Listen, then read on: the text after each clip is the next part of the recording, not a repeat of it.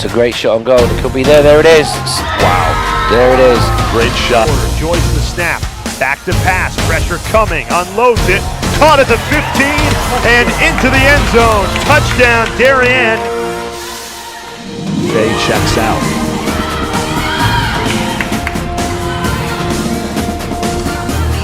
Saved by Escamilla.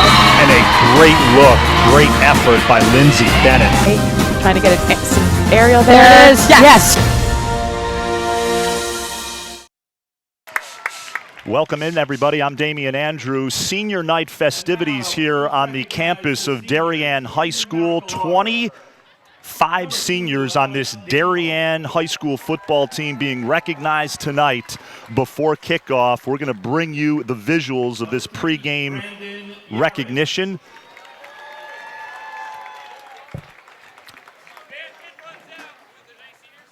Number 4, Max Grant. The lone senior cheerleader, Kathleen Alter, being recognized before this game. And as you can see, some of the seniors coming through the tunnel of balloons here at Stadium Field. The second night home football game of the season. We will be bringing that to you very soon.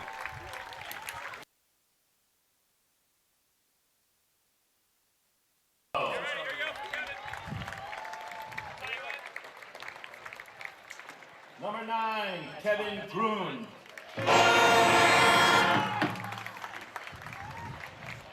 Number 18, Jackson McNair.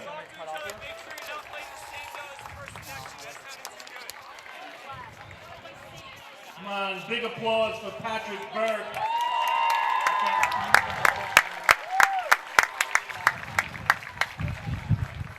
Number 22, Connor Tankin. Make some noise, Janine. Number 23, Austin Hagender.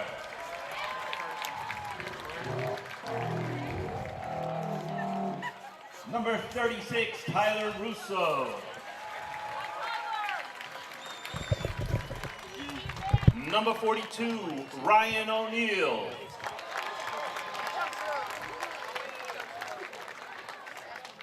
Number 46, Sean O'Malley, who will be back next week. Number 51, Tyler Aponte. Number 54, Carter Hollis.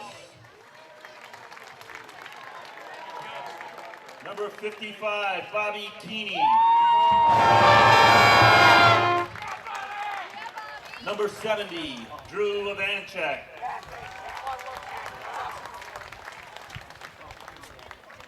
Number 71, Charlie Zorro. Number 74, Connor Henry.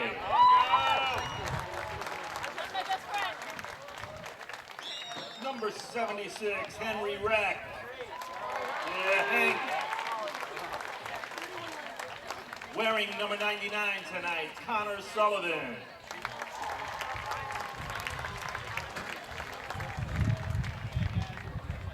And now for the captains. Number 6, Brian Minikis. Wearing number 12 tonight, Mitchell Pryor.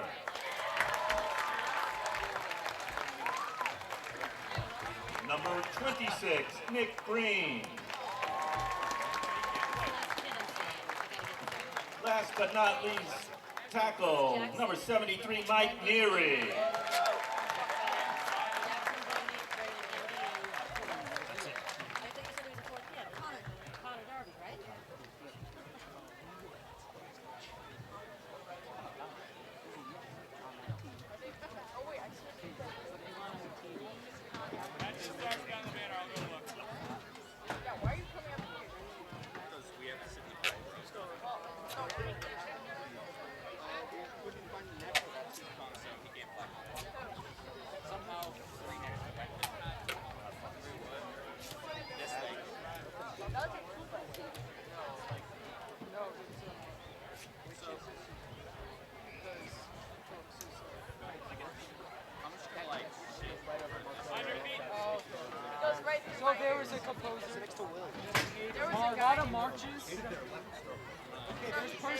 music. A lot of marches. They march.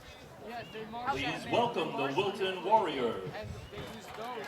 Something got named after the guy who wrote that music. It's called marching. Yeah, yeah. That's what I call it. We all know I'm the genius here. Right? Like that.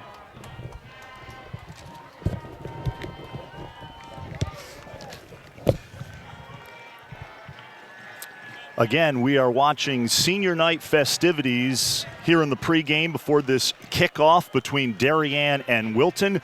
Damian Andrew joining you. Thanks for watching this DAF media broadcast. 25 seniors and the captains being recognized before this game. FCIAC rivalry between the Blue Wave and the Wilton Warriors.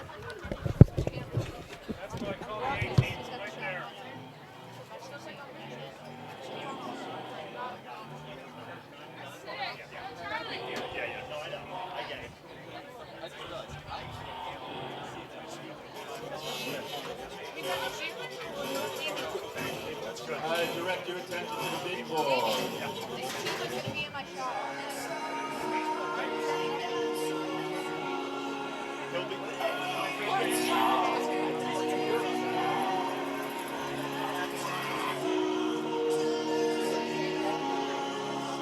They trail by 3, first and goal.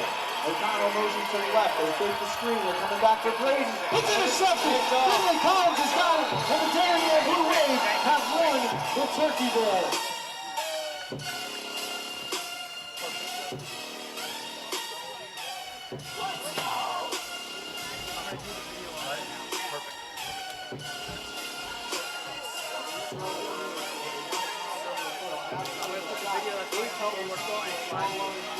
Shoved the man to the ground, ran off the ring.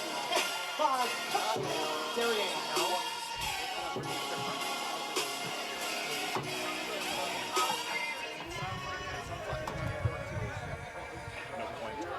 No point toss yet.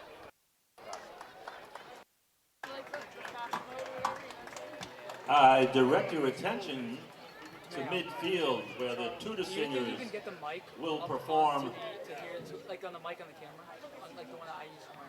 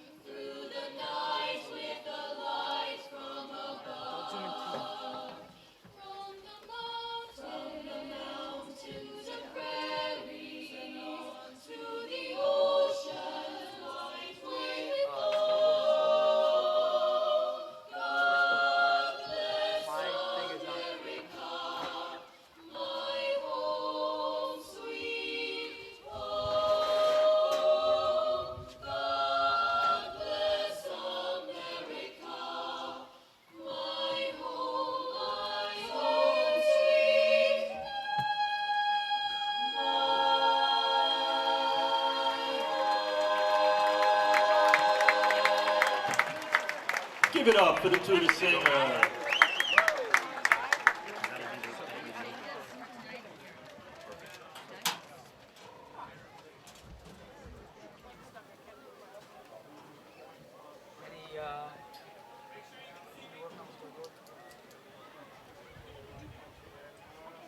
Scoreboard, it's a glitch, yeah.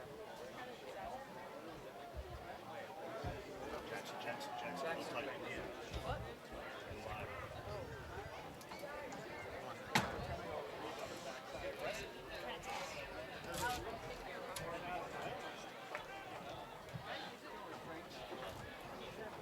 Ladies and gentlemen, I ask you all to please rise to honor America as the Darien High School Band, under the tutelage of Jonathan Grauer, plays our national anthem. The flag is at the south end of the field.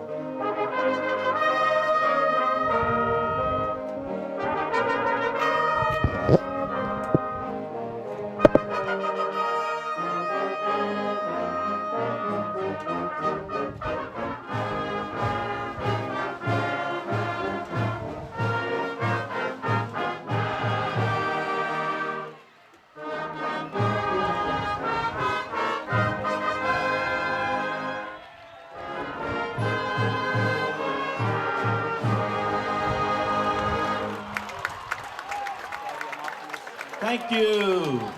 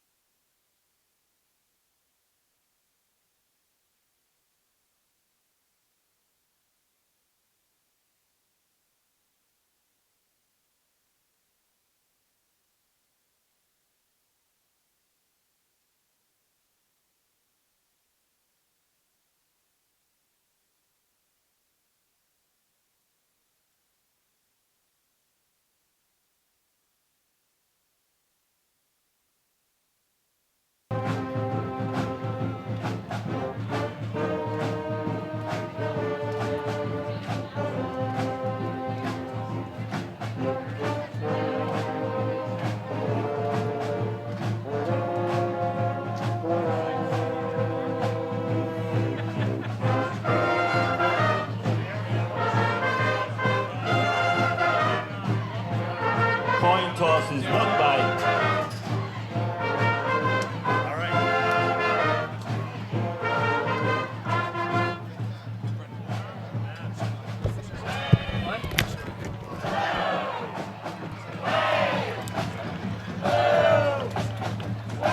The Darien Athletic Foundation is proud to present high school football tonight from Stadium Field on the campus of Darien High School. It's the undefeated Darien Blue Wave versus the Wilton Warriors. Hi everybody, I'm Damian Andrew for DAF Media.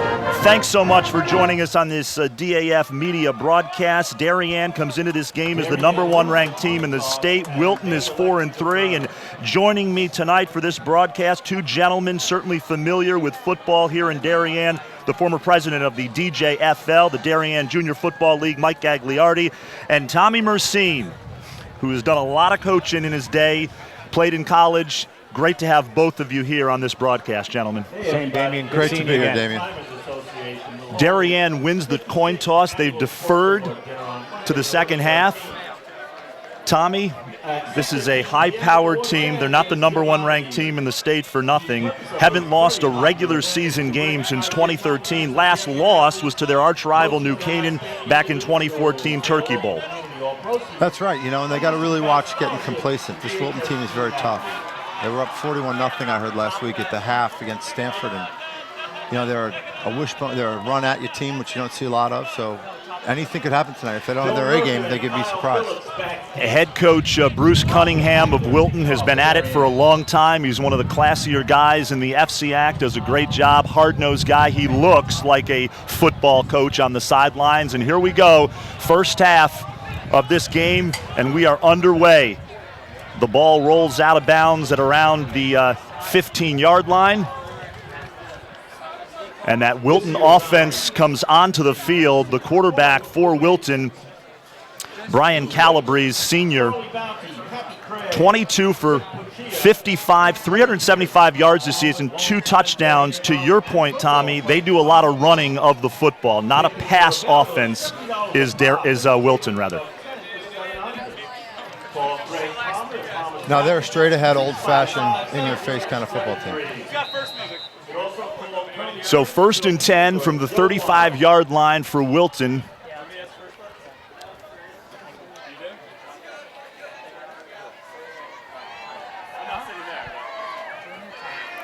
And they keep it on the ground up the middle, and a breakaway for number 27, Harvey Alexander. Harvey Alexander is their main guy in the backfield, and what a pickup on first down here. Takes it all the way into Darien territory, down to about the 29-yard line. So, Mike? To Tommy's point, that was smash mouth. That was right up the gut. Big hole there. Offensive line to open a big hole for him to run through. Great job by the Wilton offensive line. Now, of course, as so much has been made of this Darien front four, but on that play, Wilton got the better of him. First down for the Warriors. They keep it on the ground again. Calabrese calls his own number, and he doesn't pick up much there. Gets maybe a yard on the play, Tommy. Yeah, it looks like they're kind of running an option, a Navy-like option, where they can give to the fullback or the quarterback can keep. Darien better be ready for the run because he's going to see a lot of it tonight, I think. Calabrese has 236 yards on the ground this season and a touchdown, so this is a run-first offense. And that's a Navy-like formation right there. Absolutely. The pitch to Kyle Phillips, the halfback. He gets it outside, far sideline, takes it inside the 15, inside the 25-yard line. Look, ball was on the ground there. Might be a fumble. We'll see. See what the refs have here. He was down. So the refs ruled that he was down. So they spot the ball at about the 25-yard line. And Kyle Phillips and his brother Drew, as you know, from a sports family. Their father Steve, I believe, was general manager of the Mets for a while. Yes, he was. Both of them very good athletes. And Kyle Phillips is 37 carries for 233 yards this season, 4 touchdowns. And Calabrese looking far sideline, his first pass of the evening, incomplete. I think he threw that away, Damien. There was nothing open there. I think he had you never know. I think he might have had a step, but it's clearly when you don't throw a lot, getting that timing right is not that easy. Fourth down, 5, ball on the 25. This will be a good stop if Darien can make it here. Stop the momentum of that big first run that Wilton had. For the viewers watching this, we have lost our scoreboard, and we've gotten it back. After this play, who's playing random stuff? Is it Chris? Fourth down. They don't make it, obviously. And 5 for Wilton. They keep it on the ground, and that's going to be short of a first down. Up the left side.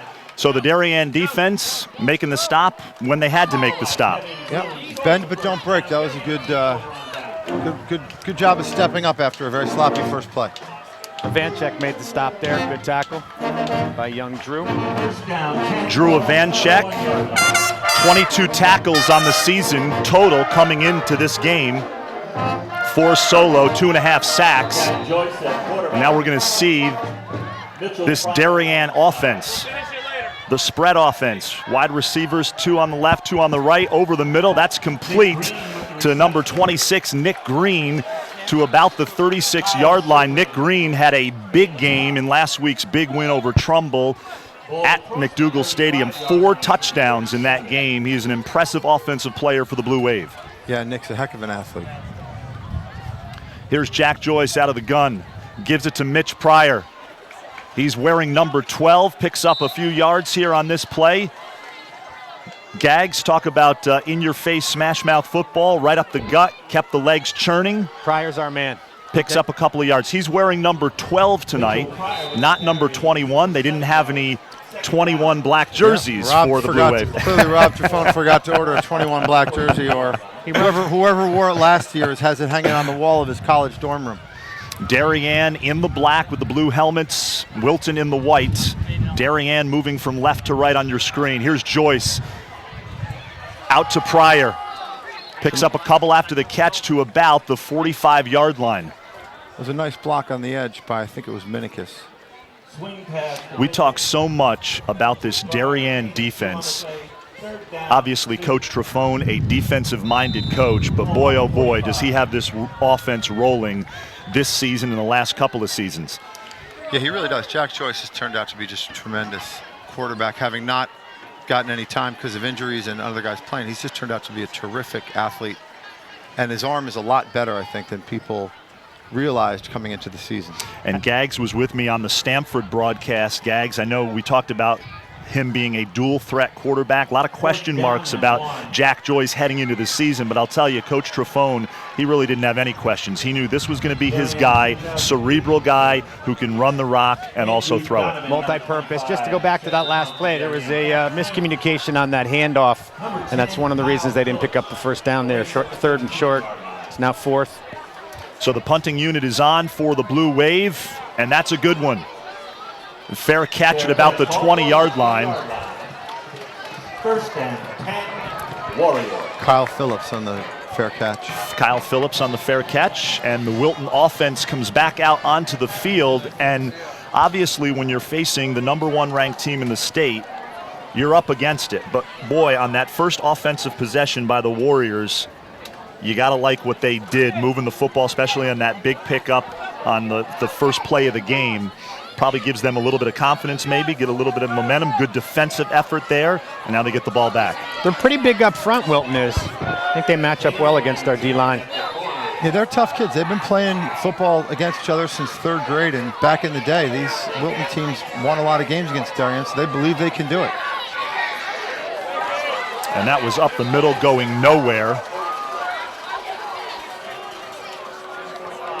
That'll bring up second down.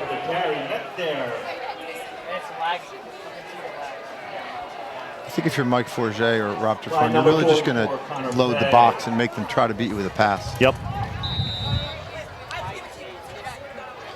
Yeah, you get the sense that Wilton is going to have to put the ball in the air at some point during this game.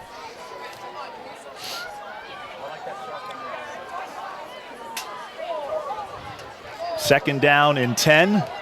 Calabrese, the pitch to Phillips. Gets outside. Picks up a couple before that Darien defense swarms in. Kevin Grun has had a big season for Darien, picks up the tackle there. One of their top linebackers. You know, I talked to Gags about this on the Stanford broadcast, Tommy. Coach Trefone's coached a lot of good defensive players. He thinks this linebacking core might be his best group of linebackers he's ever had. They're big, they're agile, they play downhill, they're aggressive. They really are an impressive group of guys, I'll tell you. It is. I think Rob might be right. They have great field sense, and they really can get to the ball and come downhill and stick you.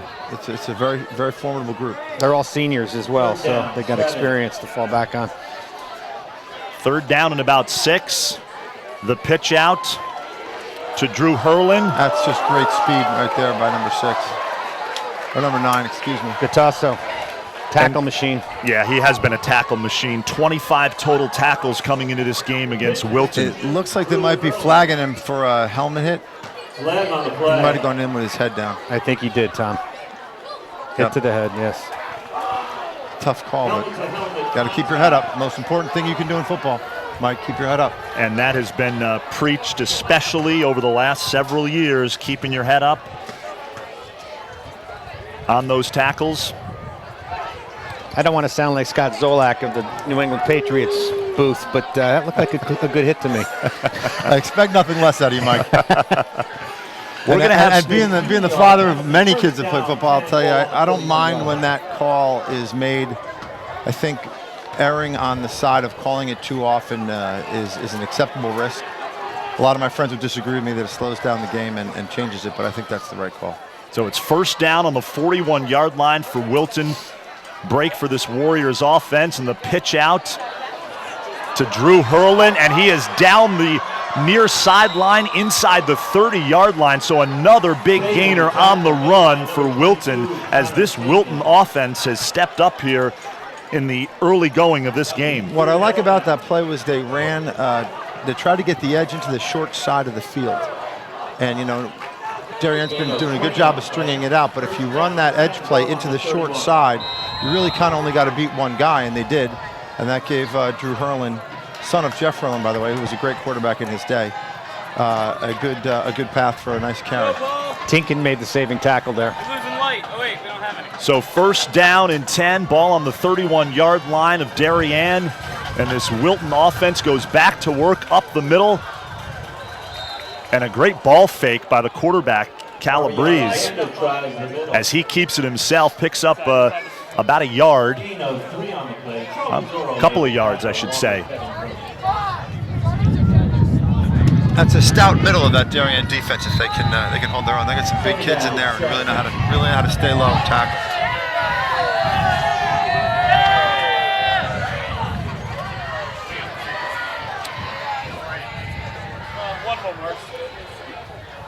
So 2nd down and 7, ball on the 28-yard line. Here's Calabrese, rolls out, keeps it himself. And again, they're going into the boundary, try to get a little edge on the number of players Darien has playing to the strong side of the field. You know, it's kind of fun watching this Wilton offense. This is something you don't see, this wishbone kind of formation.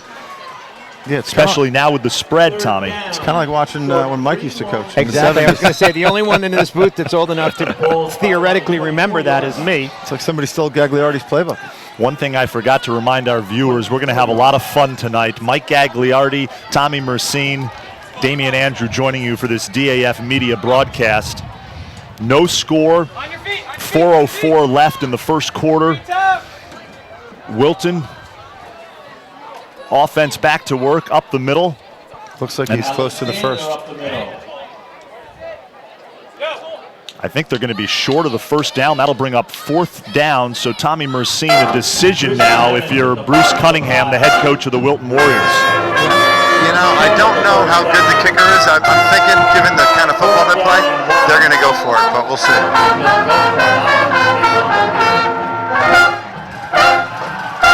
Either that or they're going to try to draw Darien off sides and then decide what they want to do after they do that with a long count. So the offense does stay on the field. By the way, we are right above the Darien Blue Wave pep band, as you can hear. And here we go, 4th down and 1 for this Wilton offense. And they keep it on the ground. What else? They picked it up. And I think they picked up the first down. Nice play, off tackle. And that was Harvey Alexander, their fullback, number 27. The senior, 5'11", 185 pounds. He's a big boy in the backfield for Wilton. Yeah, they got a nice push on the line there, and it was a very important first down for them. First down at the 19-yard line. Is this Wilton offense on the move? Up the middle to Alexander again.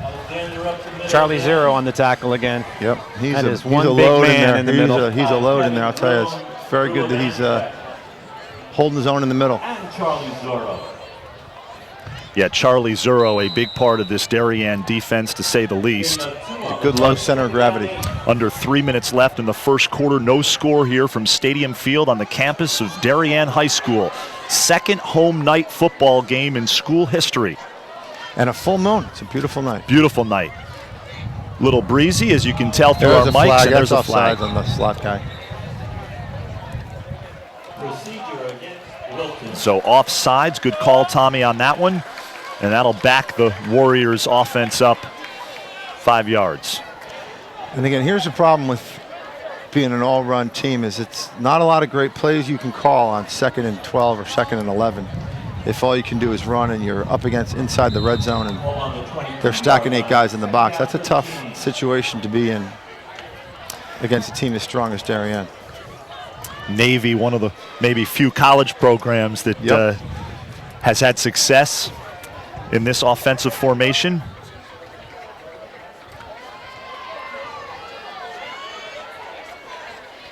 And again, that Darien defense swarms the ball. Gatasso again on the tackle. After this play. Also, Kevin Groom, linebacker. Again, they went with 2 wide receivers there to try to at least get some guys out of the box and widen up a bit, but still trying to hit that middle on 2nd and 12 is a tough call. Gattuso and Groon in on that tackle.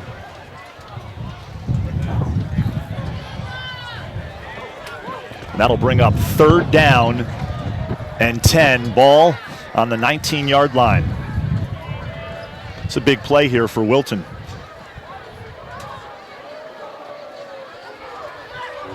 And they give it to Alexander, and he picks up a few. Decent gain, but you're really just betting on getting another 5 yards on 4th, which is a big bet to make against a team like Darien.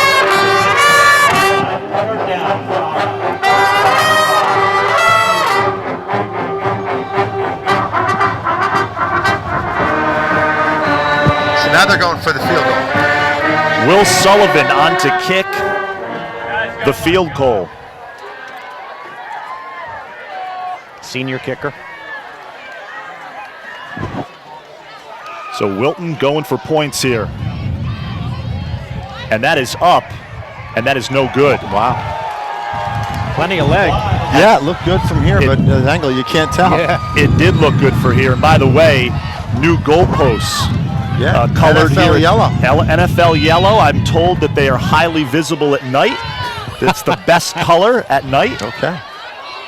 Coach Trafone reminded me they don't look so hot during the day, but at night they look great. Yeah, that was an area of debate amongst my 7th grade football team, which goalpost would look better, white or yellow.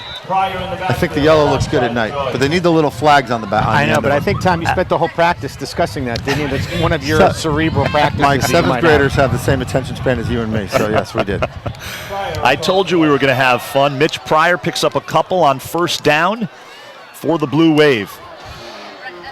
Gags, let me ask you, while we're talking about the lights and the atmosphere here, I know this is your first time at Stadium Field for a night game with the lights turned on. Your impressions? It's very, very impressive. I just, we as we talked about at the Stanford game, those are very different lights technology, and this is just incredible.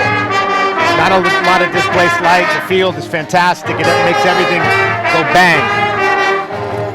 Well, as Pete Graham said, the president of the Darien Athletic Foundation, who you guys both know very well, very involved in the DJFL through the years, it just pops on the field with these lights. It really does.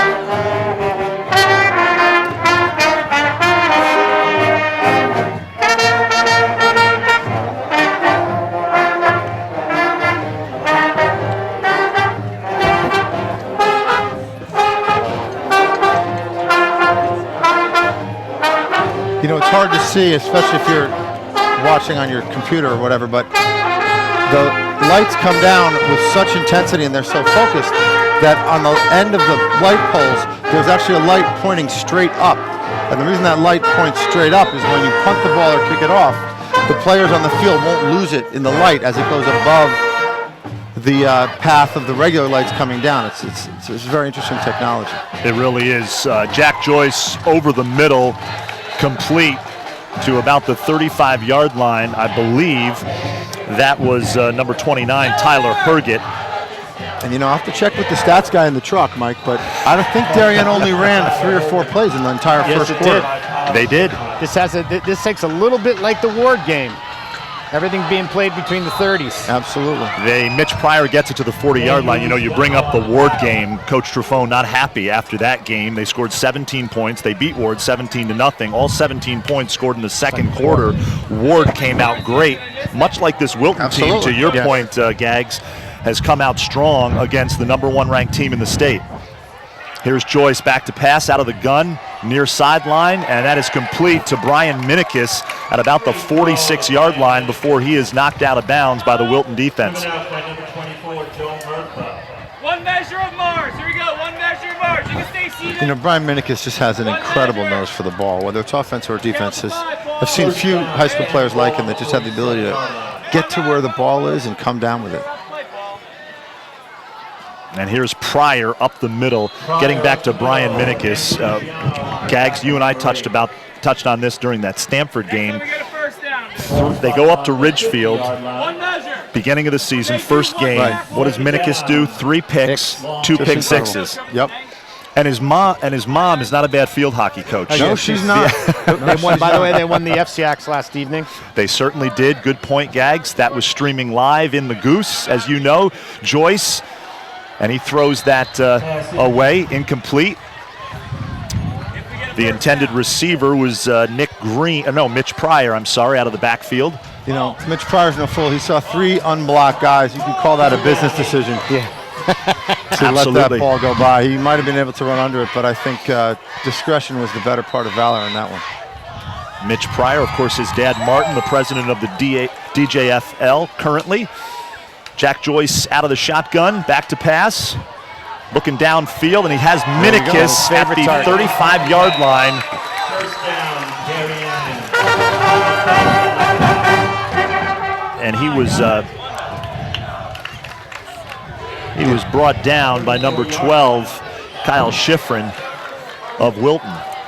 Here's Joyce, near sideline, overthrows Minikis. And Jack Joyce, who's going to Penn next year to play lacrosse. A long line of Darien great football players that think they're lacrosse players, is from a football family. His father was a great linebacker at Dartmouth, and his grandfather was actually a high school football coach. Oh, okay. So Jack Joyce is from Pittsburgh, a big football guy. Here's Joyce out of the gun, swings it out to Pryor, and boy, he gets hit at the 30-yard line.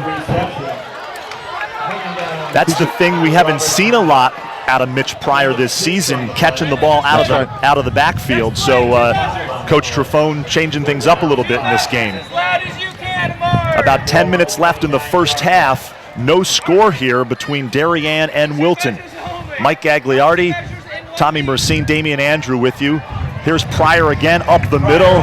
He picks up about 8 yards on that run.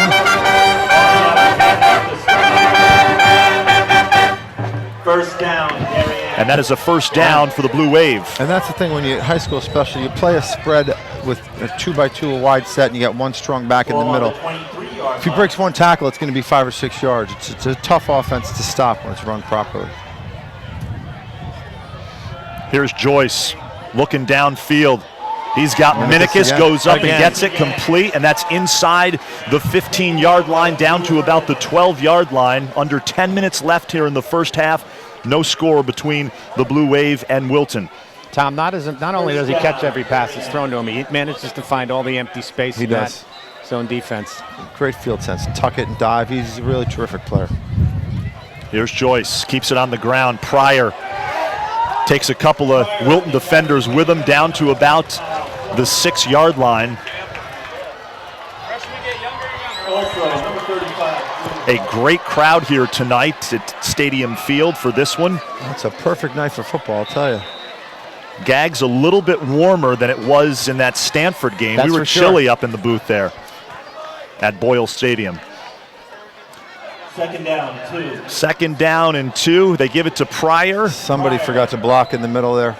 That was a quick play made by Wilton. So this Darien offense now operating inside the red zone. You know, this is a bigger series than you might think for Darien, because if they don't score, they don't get a touchdown, you're just going to find Wilton getting more and more confidence. And Darien's going to think, oh, we're flat again. We got to get something going. So I think this is a very important set of downs for Darien right now. Great point. Third down, Joyce into the end zone. That's incomplete. Good defensive play there by the defensive backfield, number 27. So we'll see what Rob does. Does he take the safe 3 points, or does he go for the kill shot? He's going to take the field goal. Gags, you mentioned Harvey Alexander, and Tommy, before the game, we were talking about how this Wilton offense, about 8 of their 11 players go both ways. That's right. That's going to become an issue, I think, in the third and fourth quarter. Darien has the luxury of having a lot of great players, a lot of great athletes, and so they can platoon kids, and they don't have nearly as many two-way starters. In a game like this, that becomes an issue later going into the game. Minikis holding. Timeout, Darien. So fourth down, and the field goal unit comes in for the Blue Wave. Austin Hagender, he had a field goal in that win over Ridgefield, so he can kick him. Hey everybody, if you're hungry but Bowles is open. Danny had twins last week, so he needs some money. You mentioned Mo Minikis, the head coach of the Darien field hockey team. How about this for a record? They've won 8 of the last 11 FCIAC championships in field hockey. She has built a dynasty in her almost 20 years coaching the Blue Wave. She's going to join us at halftime. At least I told her to come up here to our broadcast location so you guys can take a little break. It's a remarkable record she's put together. Absolutely fantastic. You know, and I told Rob I'd go easy on him tonight, but I'm not sure I'll be able to. You can make a case the best coach in that house is Marge Trefone, who's won, I think, 15 of the last 18 state swimming championships for the Darien girls swimming and diving team. It's a really remarkable record. Fumble the snap. They fumbled the snap. Here's Minikis trying to get into the end zone near sideline, and he is taken down at around the 11-yard line. So Tommy Mercine, you were right on that. A big defensive stop by the Wilton Warriors. And again, I think it's very important that Darien does not let them cross the 50 here. Wilton's had the ball for the vast majority of the game. The defense, as good as they are, is going to get pounded down by this run game. And you never know what can happen. You never know what can happen. Once a team keeps hanging on, hanging around. Exactly. Great point. And to promote healthy relationships among high school and college students. Wilton, by the way, coming off a big 45-14 win over Stanford. Next week, they've got West Hill. Right, and for a team like Wilton, this is as close as they're going to get to a Super Bowl or a state playoff game. So they're really giving 100% to beat this team and knock Darien off of their winning streak. And, Darien's going to have to deal with that. Every team they play, this will be the biggest game of the year for them. And again, they're getting the edge successfully here. Drew Hurlin at the far sideline. We're having some technical difficulties here on our DAF media broadcast. We'll be right back and get back to the action right after this.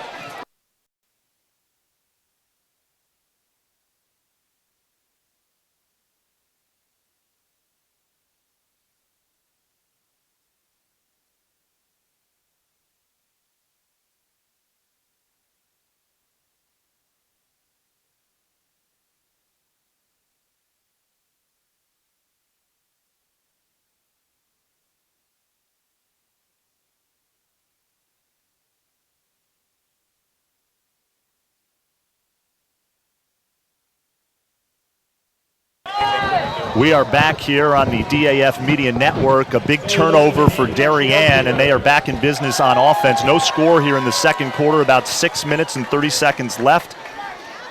And what we missed there, as we watch this play here, hopefully it's a touchdown. And it is a touchdown. It was a very unfortunate mistake for Wilton fans because they ran a nice option and the pitch man just didn't seem to be there. The quarterback made the right call pitching it, and he pitched it to absolutely nobody. Brian Minikis picked it up and almost scored a touchdown.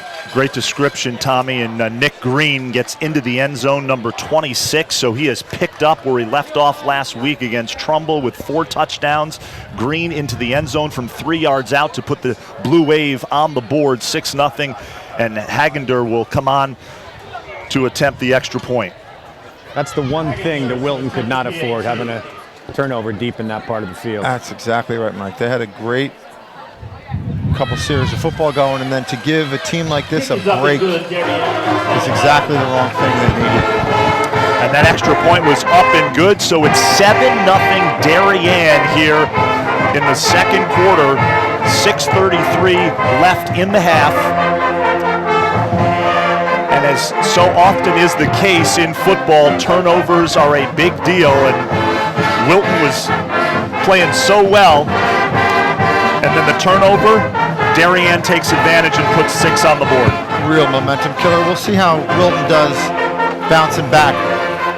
If they can prove resilient, I think this would show a lot and make the rest of the game a lot more interesting. If they start to get frustrated and let Darien have their way, then it could go the other way quickly. But we'll have to watch this series very closely. 6:15 p.m. Water's Edge at Giovanni's. Tickets are available, $70 per person, tables of 10 for $700.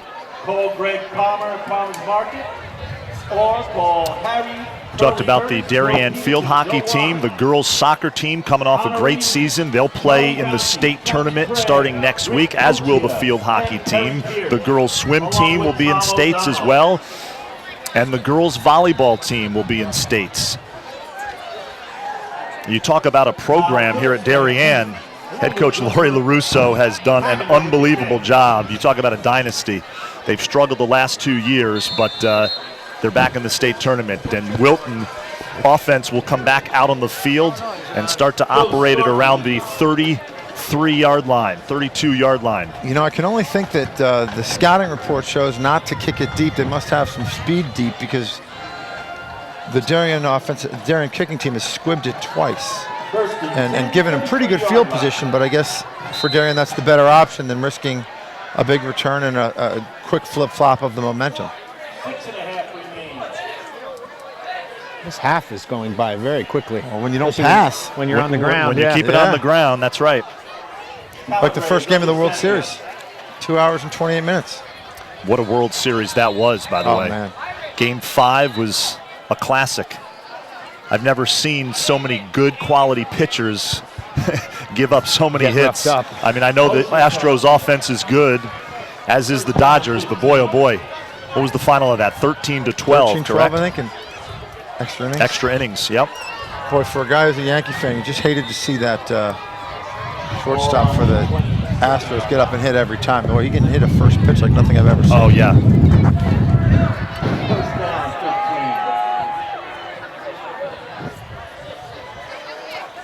First and 15 here. First and 15 for this Wilton offense. And again, these little penalties are tough for a running team. And they're going into the sideline again with that edge play. Kyle Phillips gets it across the 30-yard line before he is pushed out of bounds. Connor Tinkin knocking Phillips out of bounds. It is windy, as you can hear through our mics. We are out in the elements under the Darien Athletic Foundation tent. Guys, it was my understanding that Max Grant was coming back today, and I haven't seen him once on the field. I think, Mike, he's got a couple more weeks. No, okay. I can answer that definitively. I talked to Coach Trifone about that. He is not back. He will not be back for this game. He dressed because it's senior night, I think, but yep. he didn't. He's not going to play. And his brother Shelby's having a great time up at Trinity. Heck of a player himself. 2nd down and 12 for Wilton. They keep it on the ground, and a great tackle. That was a great job by Connor Fay. Great job by Connor. Connor's younger brother of last year's defensive end. He's really morphing. He's become a great football player, Connor Fay. He's a really terrific middle linebacker. Again, we talked about the linebacking core earlier in our broadcast. Fay, rather, a part of that. Terrific athlete. Brother Quinn went off to tough last year, and certainly the team hasn't missed a beat as Connor's done a spectacular job in the middle. 3rd down and 14. And whistles as head coach Bruce Cunningham calls a timeout for Wilton. Well, here's the good news if you're Wilton. It's 4:43 left in the first half. You're only down 7-0. However, the touchdown was scored on an unfortunate turnover for the Warriors, but they have really played well here in this first half. Like I said, they're tough kids, and they believe they can win, and Darien has really got to avoid the ability to look towards New Canaan and have everything else be waiting.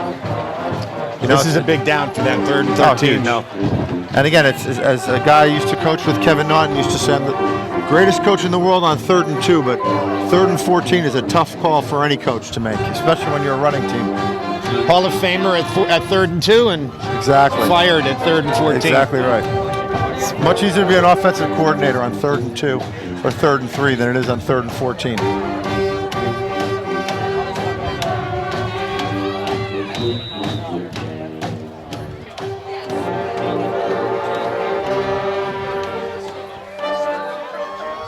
See if they put it in the air here for the first time all game. And they're going to pass. They're going to try to pass. That was a great rush by Darien. Vancic, I think, right? Yes, it is. Drew Vancic. Drew channeling his brother Mark and having a great sack on that play. Another sack. Yep. Tommy, I asked Gags this question. I'll ask it to you. A pretty easy trivia question. Who did Mark Vancic, whose record did he break? Well, I was very surprised on Sunday to see 37-year-old, what's his name? Dwight Freeney. Dwight Freeney playing for the Seattle Seahawks. He has had a great NFL He has had career. An amazing career, and to watch. There's a great YouTube video when Mark broke his record and Dwight Freeney congratulated him. There's Brian Minikis. Great kick. Great kick and a great tackle by Harvey Alexander. Getting it done on special teams. Alexander, nice player, the running back. Plays on defense and a nice special teams player as well. But yeah, Mark Vancic broke Dwight Freeney's all-time sacks record, Connecticut high school football. If I was the Penn football coach, I'd be doing everything in my power to convince Mark to come out for my team. I'll tell you, he's a tremendous, tremendous football player. And Drew's turned into quite a good player himself.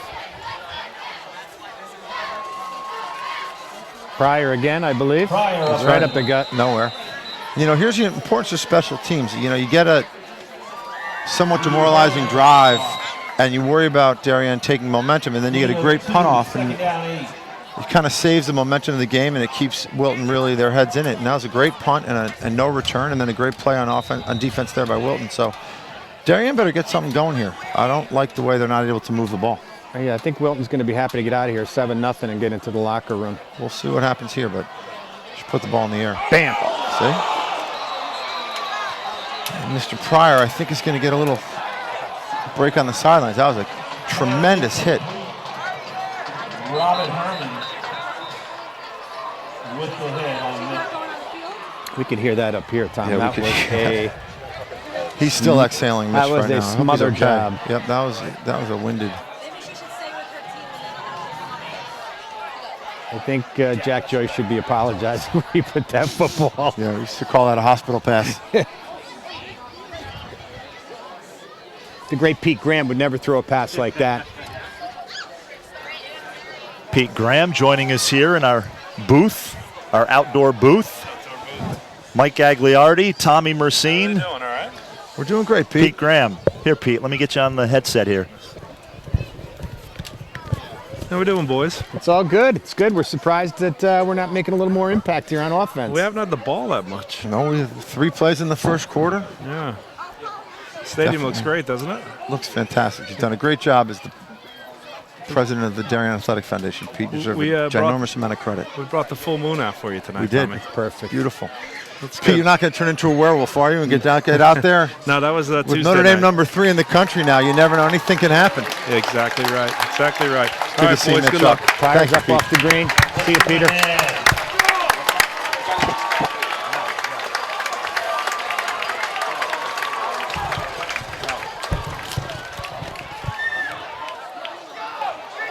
Third down, 8. Mitch Pryor a little shaken up on that last That play, was but he just ran a off the field. tremendous hit by Wilton, I'll tell you. And Darien looking at 3rd and 8 here, and they run the ball, which is an interesting call given the success they've had with the pass all year. You know, Darien's one of the great 7-on-7 passing league teams in all of high school football, and interesting to see that they haven't stretched it out more and put the ball in the air. Well, this receiving core for the Blue Wave, I mean, they have so many ways they can beat you through the air. They really do, and it'd be nice to see them establish a rhythm here. Again, I give Wilton a lot of credit for showing up and playing tough and really keeping Darien in the bottle thus far this half. Man, they're going to get the ball back and end over end hopefully punts. they can do something. And it's going to be downed at about the 26-yard line. So the Wilton offense back on the field with 2:46 left in the first half. The Blue Wave up 7-0. And I think they have 2 of their 3 timeouts left. I'm not sure, but another issue with being predominantly a running team, of course, is clock management and trying to get points at the end of a half or the end of a game. Give it up for the junior cheerleaders. And you know what Darien always needs to look out for when you do load the boxes, you let a tight end slip free or you let someone go and they get a nice run fake off and you can get a big play quickly.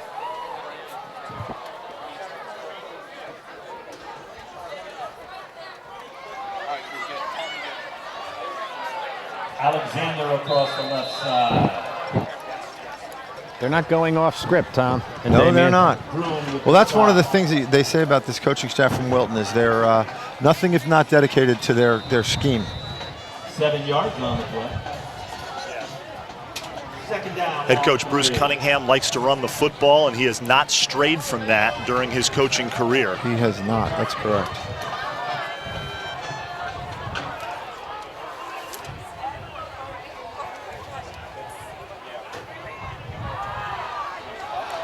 Pass downfield, and intercepted. That is intercepted by Brian Minnick. No, that's number 7. Number 7. By Bruce Ferguson. With a big interception. Number 7, Bruce Ferguson. Son of the great Bruce Ferguson. Son of the great Bruce Ferguson. Our producer. Exactly right, our producer. And we are going to go. Great play. We are going to go down onto the field where our own Brendan Ross is standing by to talk more about those new goalposts here at Stadium Field. Brendan. Goal spotted on the 36-yard line. Darien takes over. Just under 2 minutes.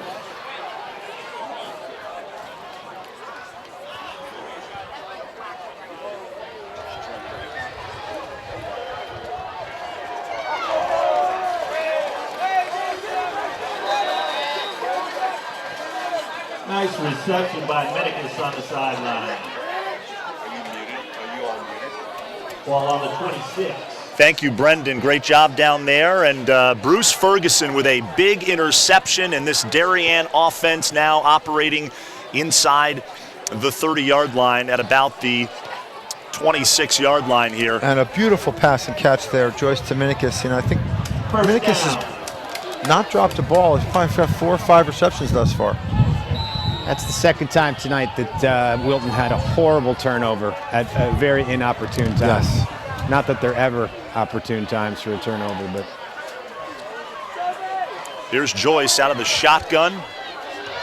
Puts it up near sideline, and that is That was a good defensive play by Minicus right there. It was a great defensive play by, the pass was intended for Minicus. He ends up making a great defensive play. His number 24 of Wilton, Joe Murtha, almost picked that off in the end zone. That's right, another one of the strong seniors from Wilton, the two-way starter. But you know, Minicus quickly reverted to his defensive back posture and saved a sure interception there.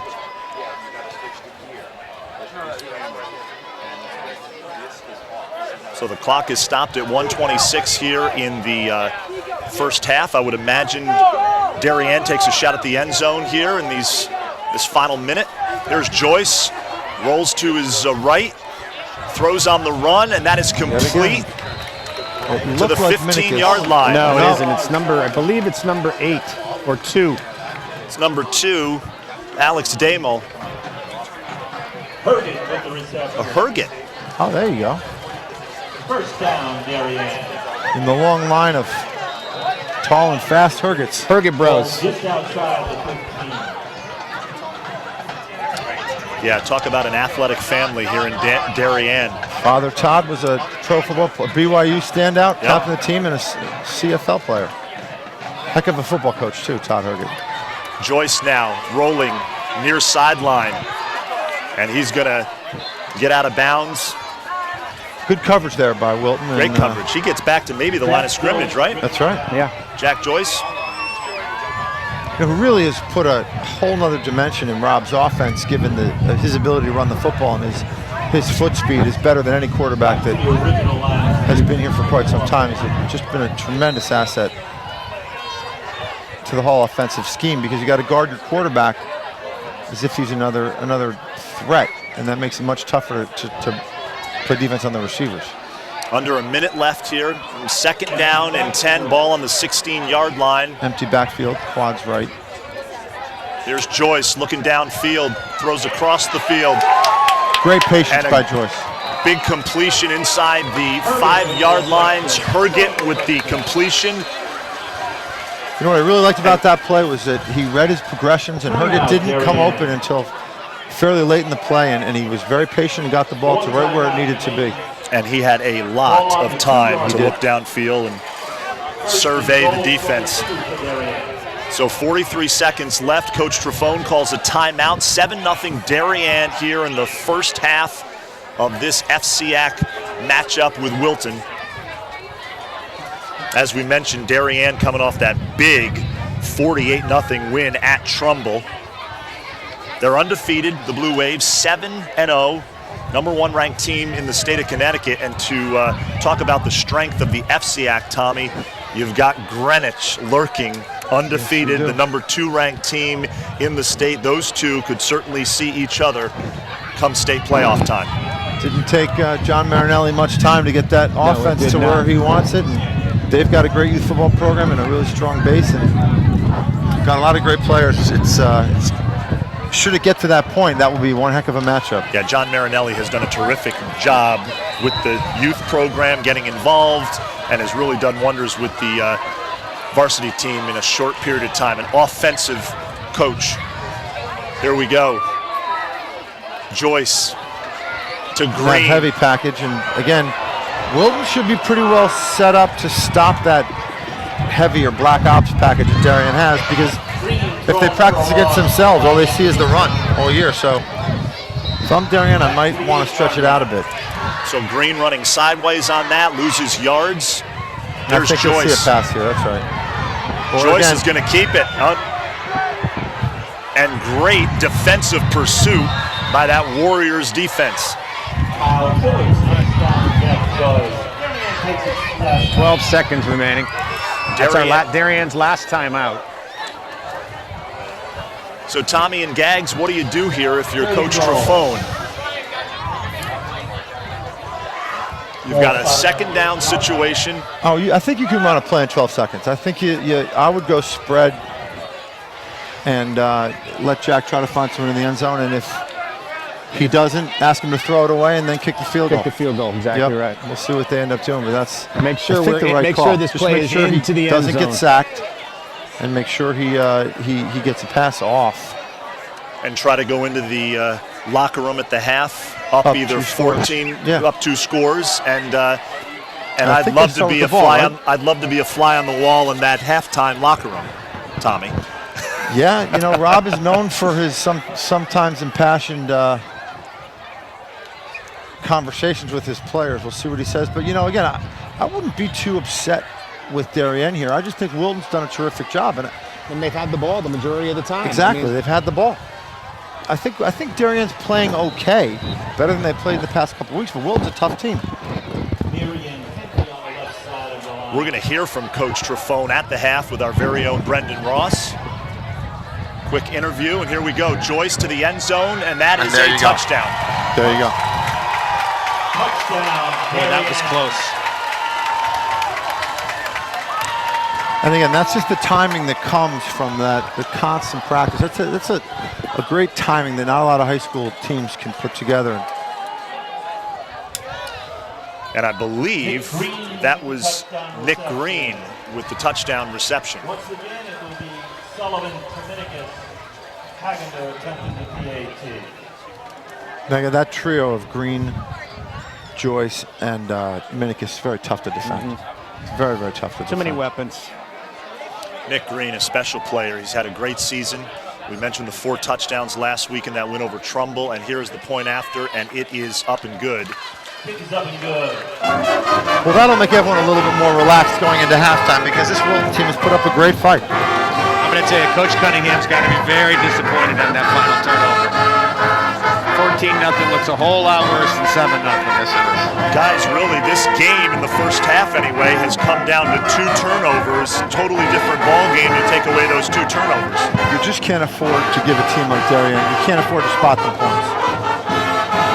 Wilton did a nice job of bouncing back and staying tough, but it's tough to overcome spotting a team like Darien a touchdown. Let's see if they squib it again. This game is a little reminiscent of the Fairfield-Ward game. You know, Fairfield-Ward came in with a plan. Yep. Duncan Della Volpe, of course, another offensive-minded coach, was on Coach Marinelli's staff for many years at New Canaan, and they came in ready to play against this Darien team. And you know, there are no moral victories, I guess, but a 17-0 loss to the Blue Wave, the #1 ranked team in the state. Not bad. Like I said, every team from here on out that plays Darien, it's going to be similar to a championship game or a Super Bowl, because the team to knock Darien off that winning streak is going to remember that for a long time, and it's going to be a big source of pride. So these guys face everybody giving them their A game, and they really can't afford to let down.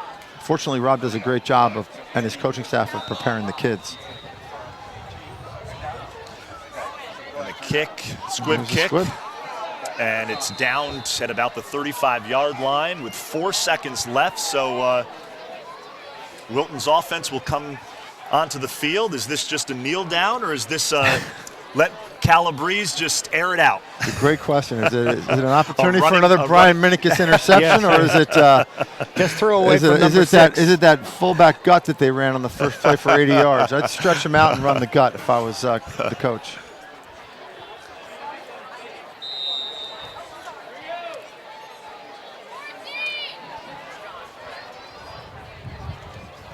And there you go. Up the gut. Not an 80-yarder, but that'll do it for the end of the first half. Darien up 14-0. We are going to go down on the field in just a moment for a halftime interview with Coach Rob Trifone. Brendan Ross standing back. We're going to let Tommy and Gags take a little break, and we will be back with more halftime festivities in the second half of this one from Stadium Field.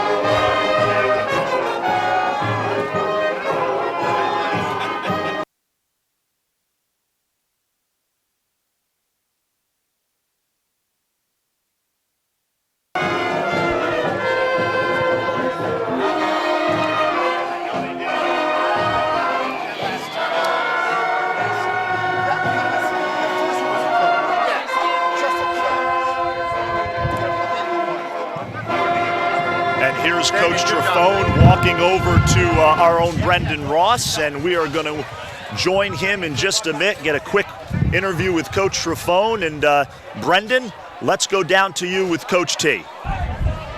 Coach, 14-0 at the half. What adjustments can be made going into the third quarter? Well, you know, we're playing an offense that we don't see all year long. We're used to defending spread, and, you know, we never defend the option except when we play Wilton. So we've got a couple different adjustments to take away their fullback, and, you know, we've got to pick up their inside blitz that we're getting on third down. But, you know, other than that, we just got to keep a cool head. Coach, thanks for your time. Damien, back to you up there. Thank you, Brendan. Great job down there. Coach Rob Trifone, his team up 14-0. We'll be right back with a special guest.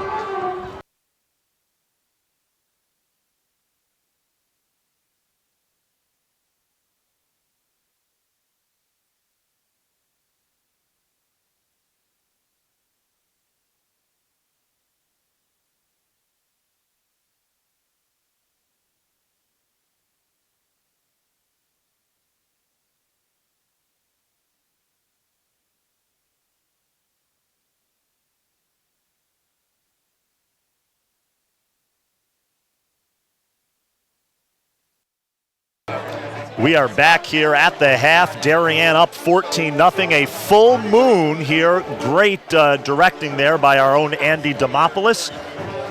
Darien up 14-0. And joining me here at the half is the Darien First Selectman, Jamie Stevenson. It's a pleasure to have you. We, of course, met the first ever home night football game here at Stadium Field. You're back again. I know you're a big supporter of the Blue Wave athletic department.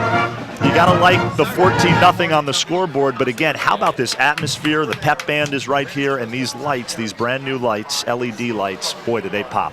It sure doesn't get any better than this. It's just the perfect fall evening here in Darien for the Blue Wave. Couldn't be any better for a night to celebrate our Blue Wave senior football players and our cheerleaders. Yeah, no, absolutely. The cheerleading squad and the Darien football players, the seniors being recognized at the half. I asked you this off camera a few weeks ago, but this kind of atmosphere, these lights, Friday night football, you know, in this country, when you think about high school football, you think about Friday night lights, right? How big is this for the Darien community, for your community? It's so exciting for us to have these Friday night opportunities for the community to get together, to enjoy one another, to enjoy some good sporting events, whether it's field hockey or football or soccer, whatever we're going to have happen out here. I just couldn't be happier that we have the opportunity through the hard work of many very generous people to make this happen for Darien.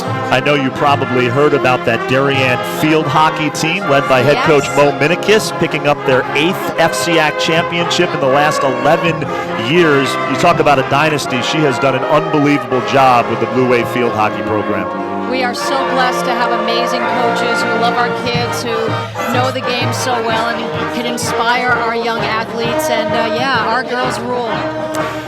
Let me ask you about that, all these great coaches in Darien. The broad-based athletic program here at Darien is really impressive. You look at what Lori LaRusso has done with the girls volleyball program. Obviously, yeah, you're wearing your Blue Wave volleyball windbreaker. What Coach Trifone has done with the football program in his 10 years. The girls' soccer program had a great season in the state playoffs next week. How do you explain that? I think our coaches inspire our kids. They build character, they build integrity in our young people, and they foster a sense of team spirit. And the kids really want to get it done for each other. And it's just amazing what we've been able to do when everybody comes together to make it happen. Well, listen, I know you've got a little bit of a contest coming up yourself next week. Good luck to you. Thanks for joining me here at the half. Darien up 14-0, and we look forward to seeing you down the road. Thank you so much. Jamie Stevenson, the Darien First Selectman. We'll be right back after this.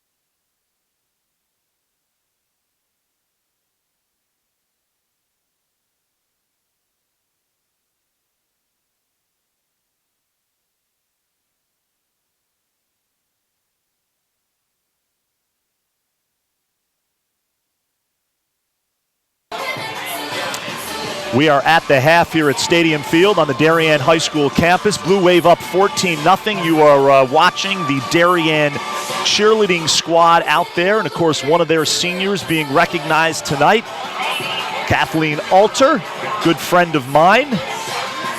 The Alter family, a great family. Of course, Jay Alter, a budding sports broadcasting pro, works for Fox. He called the Brian McMahon game here on the DAF Media Network earlier in the season. So we're going to let you enjoy a little bit of this halftime performance by the Blue Wave, and it looks like it just finished up. We will be right back with more here at the half.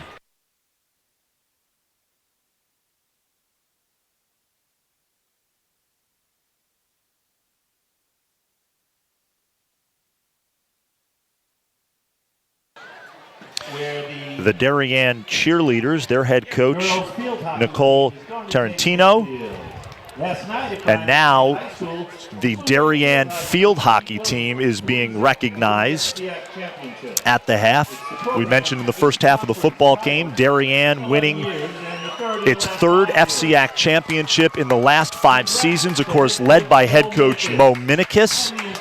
They beat Wilton last night in an impressive effort, 3-0. That game was carried by the DAF Media Network. They're walking out onto the field. The field hockey program here at Darien has won 8 of the last 11 conference championship. And you talk about an impressive program that Coach Minikis has built as they wave to the crowd, a great crowd tonight. We're going to roll some highlights of last night's game. The Darien Athletic Foundation is proud to present high school field hockey tonight from Casa Grande Field on the campus of Brian McMahon High School. It's the FCIAC Championship between the Darien Blue Wave and the Wilton Warriors. Hi everybody, I'm Damian Andrews. So glad you could join us for what should be an entertaining final between two perennial powers in the conference. She's right outside the 25, so she can go directly in. That was a great tip and a goal by Darien. That was a fantastic, great start by Katie Elder to send it in. I believe both Sydney Schranker and I'm not sure who else got that tip on it, but that was really well played. And a boom boom play by the Blue Wave. I can't give away the halftime secrets, Joe. No, but knowing Mo all the years I've known her. And that is another Darien goal. That was a fantastic play. They received the ball at the top of the circle, sent the ball wide right, and then shifted the ball after they pulled the defense out, shifted the ball to the wide right post of the goalkeeper. And again, possibly Kiki Tropson supposed to put it in. We're not really sure. There were 3 of them there. Could have been any one of the 3, but if that's Kiki Tropson, that would be her 3rd goal of the FCIAC. Get away, and nice, beautiful soft pass to Sydney Schranker, and that is a beautiful goal by Sydney Schranker. Breakaway on the 70. And what a great stop. And the Darien Blue Wave are conference champions for the 3rd time in 5 seasons. They beat Wilton in commanding fashion 3-0. 2 Kiki Tropsa goals, 1 in the first half, 1 in the second half, and a goal by Sydney Schranker rounds out the skit to head coach Mo Minikis and Kiki Tropsa, who had 2 goals in this championship win over Wilton. Thrilled you could join us this evening for this DAF Media Network broadcast of the FCIAC Field Hockey Championship. An absolute pleasure to bring it to you as we take a look at the Darien Blue Wave. Great shot of the Darien field hockey team at the half. The Blue Wave football team up 14-0. The field hockey team, as you just saw, honored at the half. They're on to states next week. They will play Hall in the first round of the state tournament. Darien, the 5 seed in the Class L state playoffs.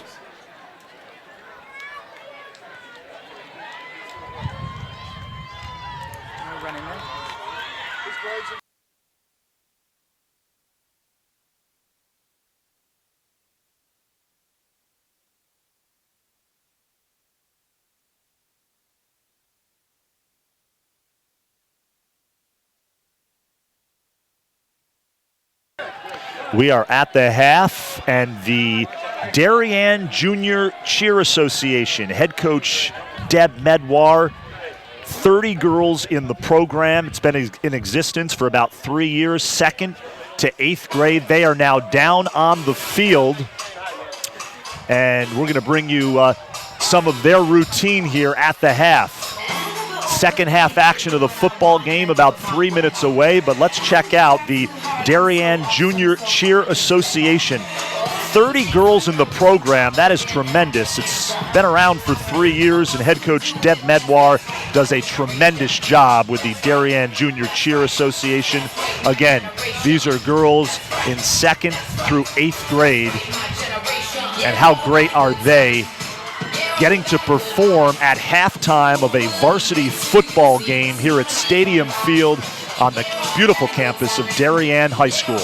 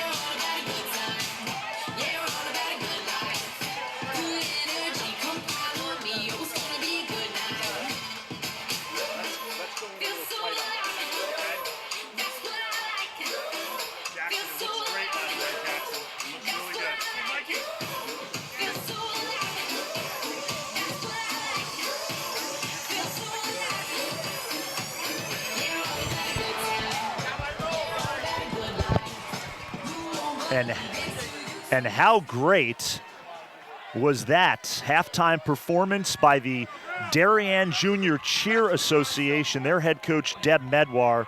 Again, 30 girls in the program. It's been around for 3 years, and these are girls in 2nd through 8th grade, and they did a tremendous job as the varsity programs from Darien and Wilton, the football teams, coming back out onto the field here as we are just about ready to start the second half of this FCIAC game between the Blue Wave and the Wilton Warriors. Again, Darien up 14-0 as we welcome back in Mike Agliardi, the former president of the Darien Junior Football League.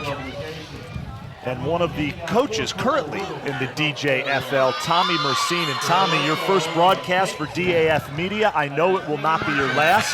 This has been a lot of fun, and your impressions of the first half between these two FCIAC rivals. Well, I think, as we said before, Wilton really came to play, and I think Wilton has brought their A game, and they're a bunch of tough kids, and Darien, I think, has got to open up their offense a little more. They're going to Minikis and they're going to Mitch Pryor, and other than those two guys, it doesn't seem like they've got much.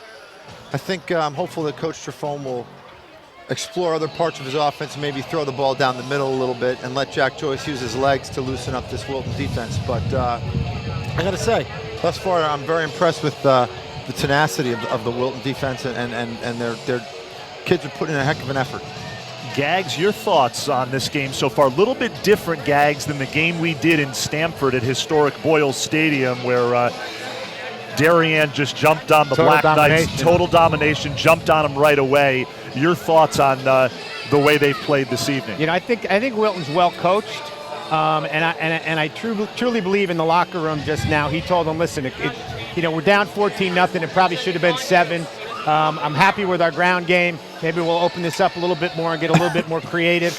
But that's what they're going to have to do to probably get back in this ball game. But I think the coach is disappointed after that last turnover and 7 for Darien. But they're playing a heck of a game, as Tommy said, and they're tenacious. And we still got a ball game here. Tommy, let me ask you something. You've been around youth football in this area for a long time. You know Coach Trefone. He's been here now 10 seasons. This is his 10th season as head coach, and boy, has he had a lot of success and a lot of fun in those 10 seasons. What do you think the real secret to his success has been? I'll say it's probably 3. If I had to pick off top 3 things that come to mind is first off, I think Mike Gagliardi, I hate to give him a compliment, but he deserves a lot of kudos for really getting that DJFL into the place where it is today, which is we've got over 300 kids playing tackle football. Our numbers are up pretty much every year, which is very unusual for the way most people feel about football. And we've always had the philosophy that if you get as many kids as possible who can touch the sport, play the sport in grade school, then by the time they get to high school, if you've got a good coach, you've got a real advantage. And we've probably sent 50 kids to the high school every year for the past 5 or 10 years. And when you get that many kids in the program, you're going to have good players. I'd say the second thing, Rob just does a tremendous job of preparation. These kids are going, they're lifting all off season, they're lifting as a team, they're playing 7-on-7. He's got a phenomenal coaching staff. I can tell you that when the Michigan coach or the Northwestern coach was looking at Andrew Stuber last year, he watched practice and he walked up to Coach Trefone and he said, hey, Coach, just so you know, your line coach is the best high school football coach I've ever seen. So their technique is tremendous. They're very well prepared. And the other thing is really important is Coach Braymeyer and Coach Trefone encouraged kids to play 2 sports. Last year I think there was 9 Division I athletes on Rob's state championship football team, and all 9 played lacrosse.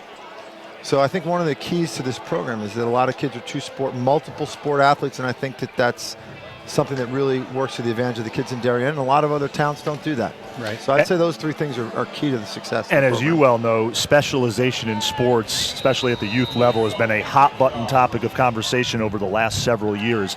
We are underway here in the second half. Wilton kicking off as Darien won the coin toss. They deferred to the second half. And how about this run Minikis again by Minikis? Yep. He gets it out to across the 40-yard line. Let's go down onto the field where our very own Brendan Ross is standing by, and he has an update on Mitch Pryor. Brendan.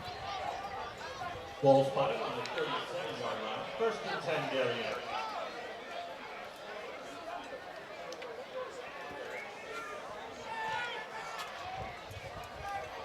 Thanks a lot, Brendan. Nice job from you. Brendan Ross doing a great job, as our entire production crew for the DAF Media Network. Second half now underway.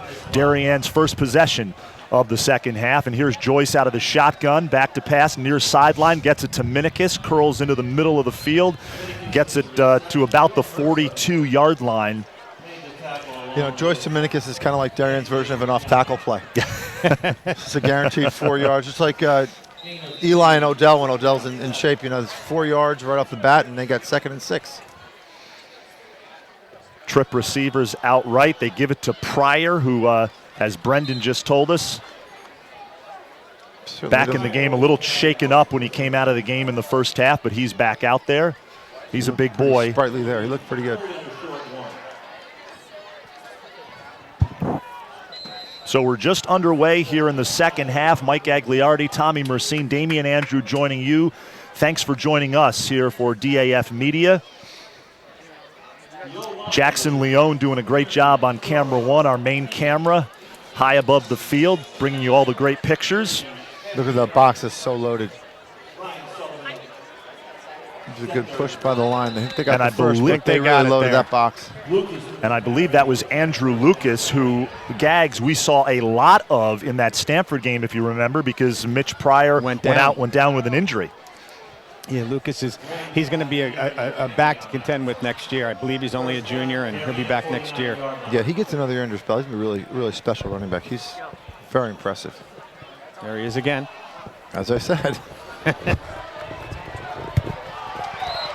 Lucas again inside the 35. So they go to Lucas again. He gets it inside the 35-yard line. Nice pickup on the play, and the Darien Blue Wave offense comes out strong here, Tommy, in the second half. And they're sticking with the run. Minikis and the run. It's nice to see, but I do think they should keep opening it up, stretch out that Wilton defense, and see what Jack Joyce can do with his legs. I agree, Tom. I think we have too many weapons. We're really not exploiting each one of those. You got an empty backfield here, Mike, so we'll see what happens. Here's Joyce.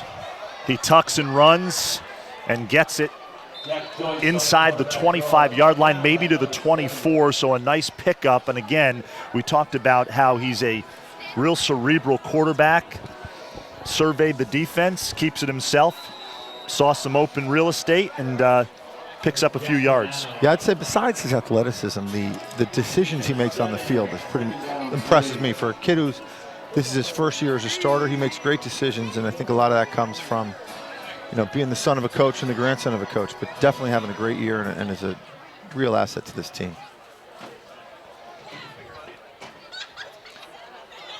Joyce out of the gun again.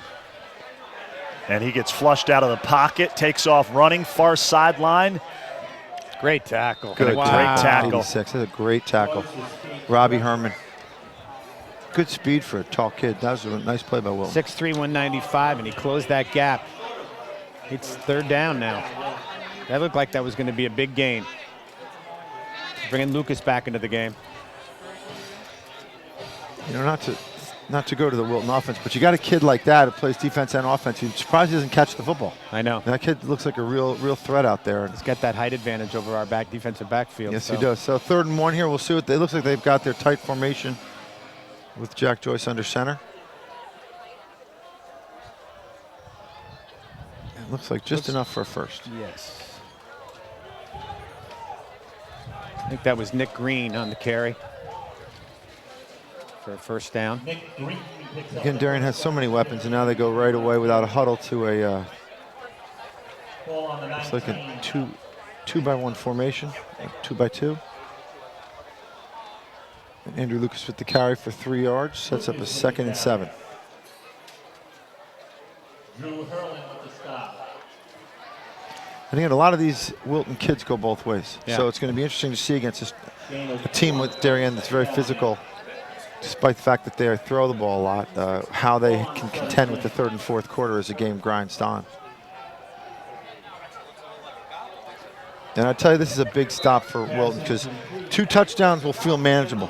3 touchdowns, you start to kind of start playing for pride and hope it doesn't get out of hand. So this is a big, important set of downs for Wilton right now. Tommy, you brought up a great point in the first half. A lot of these Wilton players, as you mentioned, go both ways. So fatigue, certainly as the second half wears on, could play a part. Especially when you run it as much as Wilton does. And they just can't seem to get any pressure on Jack Joyce here. Our offensive line of Darien is having a heck of a ball game. He's got all day back there. Again, I'm pretty sure all 3 of those kids go both ways, so they're gonna just be real tired. Looks like a flag down. I would bet you there's a hold somewhere on the line.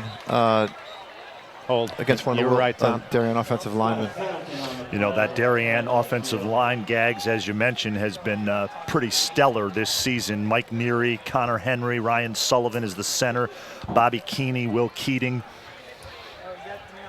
Yeah, and that was an area of concern. They graduated a lot of players last year, especially Andrew Stuber's having a great time out at Michigan, and they've really done a phenomenal job of kind of restocking that pond. How about that? Andrew Stuber playing for Harbaugh, and Harbaugh must like what he sees because he didn't redshirt him. So he's 6'6", 310 pounds, and he looks thin. And every time I've had the chance to talk to him, great kid. Great kid. So they give it to Lucas on the ground. And there's another hold. There's another penalty. It looks like it's on Darien. Another hold. Another hold on Darien. This is not what Darien wants to have happen here. Again, they're only up 2 scores. I think establishing some dominance in the opening drive would have been important, and they've failed to do so. So this will put a little wind in Wilton's sails. Again, 4th and 25 is a pretty tough play to call. I think they something good on. I believe they denied the penalty. Yeah.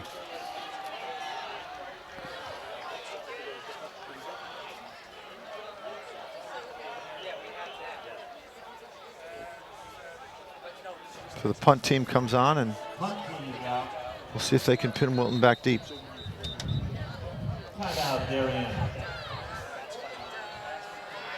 And again, I don't love the fact that Darien's got to squander a timeout just to set up a punt formation on a 4th and 25. That's they should be better prepared than that. Yeah, not even halfway through the 3rd quarter here.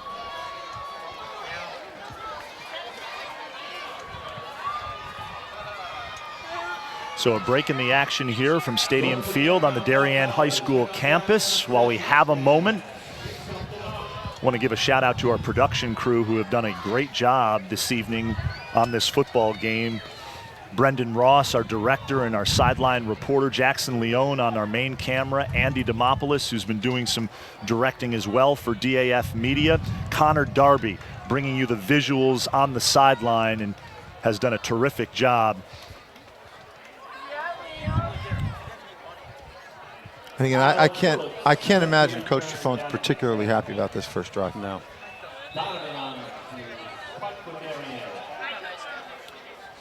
So Donovan back to punt for the Blue Wave. Good looking punt. Wow, that was fantastic. It's right around the 10-yard line. Great call, Gags, inside the 10. And that's where the Wilton offense will come back on the field and go back to work with 7:04 left in the 3rd quarter. The Blue Wave up 14-0. And again, you'll see it's a big advantage when you've got 10, 11 guys from Darien walking off the sideline to go play defense and 6 or 7 guys from Wilton turning around to go play offense after having just played defense. I think that really is going to become a factor as the game wears on.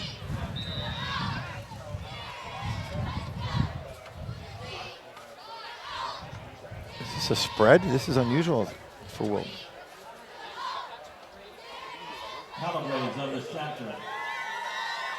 Back to the fullback dive again. Alexander up the middle. And again, it looks like Wilton's just spreading those 2 receivers out to keep the defense honest, but they continue to pound the middle. And if I had to make a call here, I'll say they'll go for the edge. Maybe run a sweep to the near side. Guys, we'd be remiss if we didn't mention, talking about college football, Tad Keating right to our left, his son Brian doing a great job as a long snapper up at UConn this season. Terrific kid, and he's really done a great job up there in a short period of time. And there we go, sweep to the short side. Good call, Tom. It was kind of like a Lou Gehrig, Wally Pipp situation for Brian Keating. The starting long snapper goes down. Keating fills in, and he's done a terrific job. And Brian Keating, one of the more excitable, animated young men. Yeah, football he was a heck of a leader out here, was. that's for sure. We miss his vociferous nature.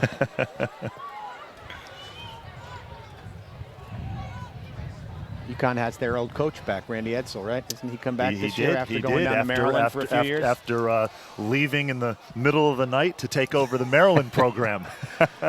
Couldn't stand those helmets. And they And again, stick again, it on the not to rag on anybody, but you know, that 3rd and 5, you're playing a team like Darien, you're trying to get momentum, and your only choice is fullback dive right or fullback dive left. It could do better than that. Just not getting it done. Nope. And it really gives Darien a chance to keep field position despite a frustrating first drive for the Darien offense. We'll see what they do here. Minikis back to receive this punt. We'll see if they punt it to Brian Minikis. I'd punt it away from him, and they punt it out of bounds.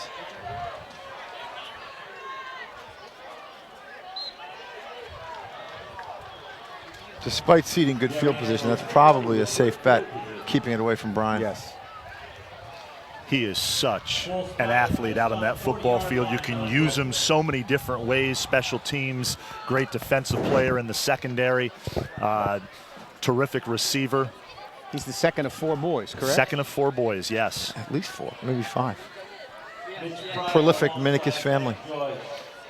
And you know, his father, Kevin, was a 2-sport All-American at Amherst, and there was a, if I recall, a Minikis playing tailback for Amherst for about 12 years in a row back in the 80s.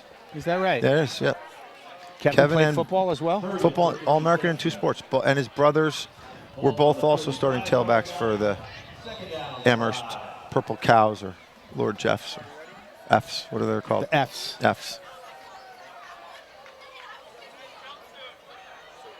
So Jack Joyce out of the shotgun once again. Over the middle, complete at around the 20-yard line. And there's a bit of a late hit, I think, on Wilton. A little frustration. Helmet to helmet. And the flag comes off. That comes out.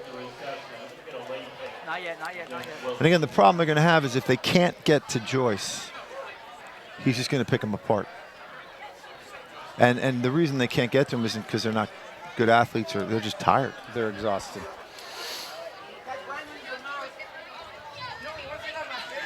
So I think for Darien now it's going to be about minimizing their mistakes, keeping the ball under their control, and they should be able to grind out a couple of scores here. We'll see. So on the late flag here, Darien going to pick up some more yards to work with. First down and 10. Ball and around the 12-yard line for this Blue Wave offense as it goes back to work.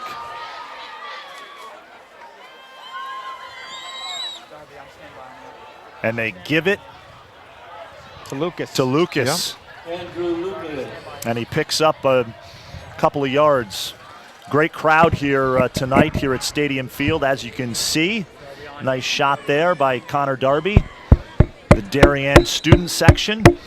The high school football team, a number of members of the high school football team here at Darien were at the field hockey FCIAC championship game last night, rooting on the Blue Wave field hockey team, as we've mentioned on this broadcast. Blue Wave field hockey team beating Wilton 3-0 to win the FCIAC championship. Here's Jack Joyce. Puts it up, corner of the end zone, and that is a great catch, but it's incomplete. Had he held on to that, I think he would have been out of bounds, but right. Great effort. Great vision, and you know, the thing about that play is he threw it where nothing bad could happen. If it was going to be a catch or it was incomplete, but it was the ball very difficult to pick off, so that was a good throw by Jack Joyce despite the outcome. Hergert almost made a circus catch there.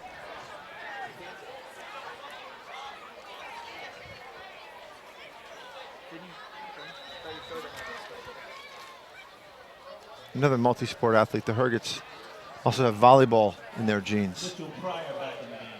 The older Hergert is a scholarship volleyball player at Ohio State, I believe. You're a fountain of information there, Tom Mersine. You live in the town for a long time, Mike. You learn things, you know. And Mike, this is why Tommy Mersine is joining us this evening for these nuggets of information. And you talk about volleyball, the Hergert family, great volleyball players. I did not know that about the one son. Nice defensive play by number 2, Drew Phillips. 4:02 left in the third quarter. Darien up 14-0. And they're going for a field goal again. Let's see if there's a debate as to whether the previous field goal was a muff or a fake. I think it was a muff. I think it was a muff too, Mike. We'll see what happens here. Here's Austin Hagender on for the field goal. It's up, and it is no good. Knuckleball. This is no good. Wide left. Maybe that yellow paint has repellent on it. That could be. They seem to go through the white blinded goalposts by more. the light, maybe. Yeah, the ball seemed to like to go through the white goalposts. It looks like a kicker back from the 80s at Yale when you were playing football at Yale, Tom. Could have been my dad was a kicker at Yale in the 60s. In the 60s. Held the record for a very long time for the longest field goal in Yale ball. I have to tell you this. Wow. 48 yards. This quick story. So my wife's side of the family, she's from Queens. They're all Jets fans. My son, a couple of years ago, he's now 10, so he's about 7, says, Dad, I don't know if I can root for the Jets anymore. I said, all right, bud, well, who do you want to root for? So he picks the Green Bay Packers. He has become a diehard Green Bay Packer fan. And I told him, I said, you have to do me one favor, buddy. When Aaron Rodgers retires, you still have to be a Packers fan. Sure. And he is devastated that Rodgers broke his collarbone. As is the entire NFL. Yes, they fan are. base. Well, as you know, you may or may not know, my father played in the Ice Bowl, and this is the 50th anniversary. He's getting a lot of press time back in good old Green Bay. Are they going out for the game? They are. My sisters, this time of year, every year, tend to refer to ESPN as the Ice Bowl channel. Is that right? Since they constantly show replays of that game, and it was a great experience for him. And if you've never been to Lambeau, I recommend going. It is Mecca for a football fantastic. fan. I've been out there, fortunate enough to go out there. No, that is a trip that my son Aiden and I definitely want to make here. Possibly next summer, I'd like to take him out for training camp. It's the least you could do, Damien. I think he deserves it. He's a big Racine fan. He's looking at the history of the Green Bay Packers. Now, your dad played for not only the Packers, but the Jets and the Giants, correct? That's correct. Drafted by the Giants, second pick of the Giants in 1965, and then also one of the handful that played for both the Giants and the Jets. So here we got 3rd and 5, and it would be great if they could pass, but we're not sure that's going to happen.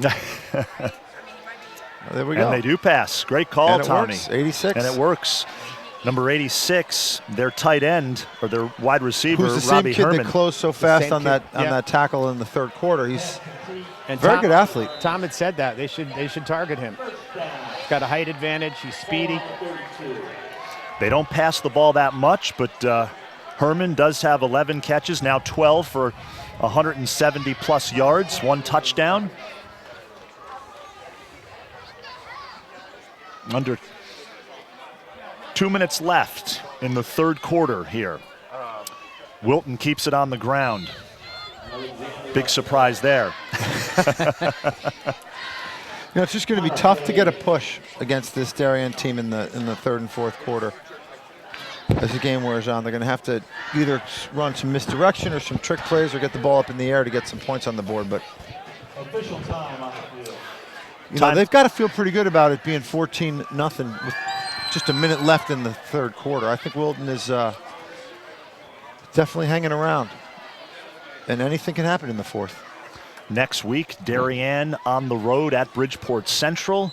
And then, of course, it is the big game on the calendar, as it is every year, the Turkey Bowl against New Canaan. And that game this year and next year will be played at Boyle Stadium in Stamford. 14-0, Blue Wave up, 2nd down, 7 to go for Wilton. And there's your misdirection. Let's see if you can get the edge. That was a nice ball fake up the middle by the quarterback. That's play Kyle Phillips. Snatched from the Navy playbook, it looks like, or the Army playbook, but that was well executed. Just not enough yards. Now, Paul Johnson has taken that formation down to Georgia Tech with him, right? They still run a little wishbone down there at Georgia Tech, I believe, the old Navy coach, Paul Johnson. It's an advantage, it's hard to run, but when you run it, you're the only team that runs it. It's hard to prepare for. So it kind of gives the teams that run it a bit of an edge. And taken down in the backfield, flag on the play. Nick Green busted that play up. We've talked so much on this broadcast about Nick Green.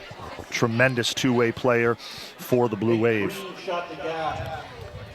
One of the things you preach when you're coaching kids in football is defensive end play, because it can be so dangerous, and that was just a picture-perfect job of staying home, playing contain, and not letting the guy get the edge. It was a great job on defense by Nick Green. Guys, we're going to go back down on the field with our own Brendan Ross, who is standing by. Brendan? Pryor seemed to be shaken up on the in the second quarter on a running play. As you see on the field now, he was. I talked to Coach Defone at halftime. Coach Defone said he just had the wind knocked out of him, which means that he's on the field playing in the second half. Back to you, Damien. Thank you, Brendan. Great job.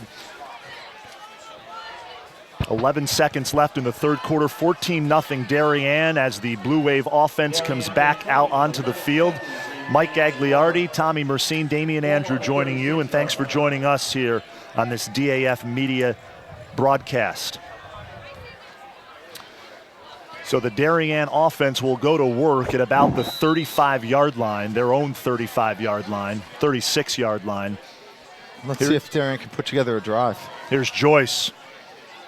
Rolling right to the sideline. Incomplete. Good coverage there by Wilton. This is eerily similar to Ward. It certainly is, Gags. Yeah, it certainly is. And that was Harvey Alexander, the terrific two-way player for Wilton with the nice coverage there. That is the end of the third quarter. 14-0 Blue Wave. No points in the third quarter. We head to the fourth quarter. The Blue Wave up here. And really the difference, Damien, is 2 turnovers. You said it. Darien's got 2 scores off of turnovers from Wilton. We talked about that in the first half. Great point, Tommy.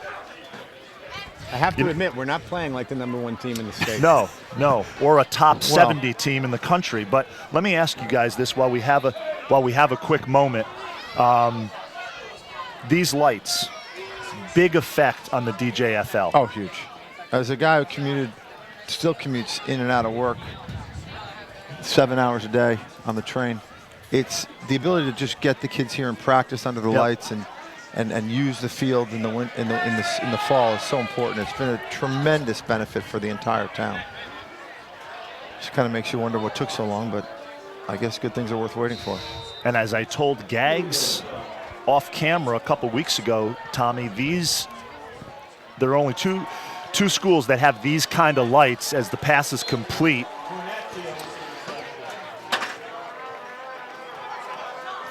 To TJ Cornacchia. Only 2 schools in the entire state of Connecticut have these kind of LED lights that you were describing in the first half. Never really seen anything like them. No, they look like they're not really that strong when they're off, and even now, and the light on the field is so intense, but you step 5 feet off and it's pitch black. Yep. It's a remarkable technology. That's why we got the light up here in our broadcast location. It's almost so we dangerous. Can see. I'll tell you, you practice with the kids, and it's 7:15, and it's almost dangerous that it's too dark in the parking lot. It's remarkable. So the Blue Wave offense here on the move. Second down, 7. And that is complete near sideline. Cornacchia again. Cornacchia again.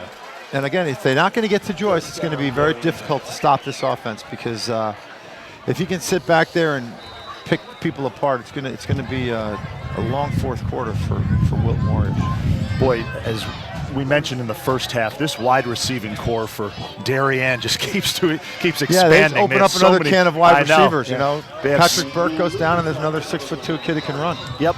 Cornacchia is only a junior. He'll be back again next year. Yep. So the cupboard will not be bare next season for Rob Trefone and his coaching staff, that's for sure. And again, I think this two-sport athlete thing is very important to this program. You've got a lot of these kids that really agile, great lacrosse players. When you get them out on the football field, they're very difficult to cover. We have lost our scoreboard again here on our broadcast. We apologize for that, some technical difficulties. 14-0 Darien. Joyce going to nobody. Finally some pressure from the defensive backfield. They blitz there, Mike? Blitz on that play by number 2, Drew Phillips. Drew Phillips, another one of those two-way players for Wilton.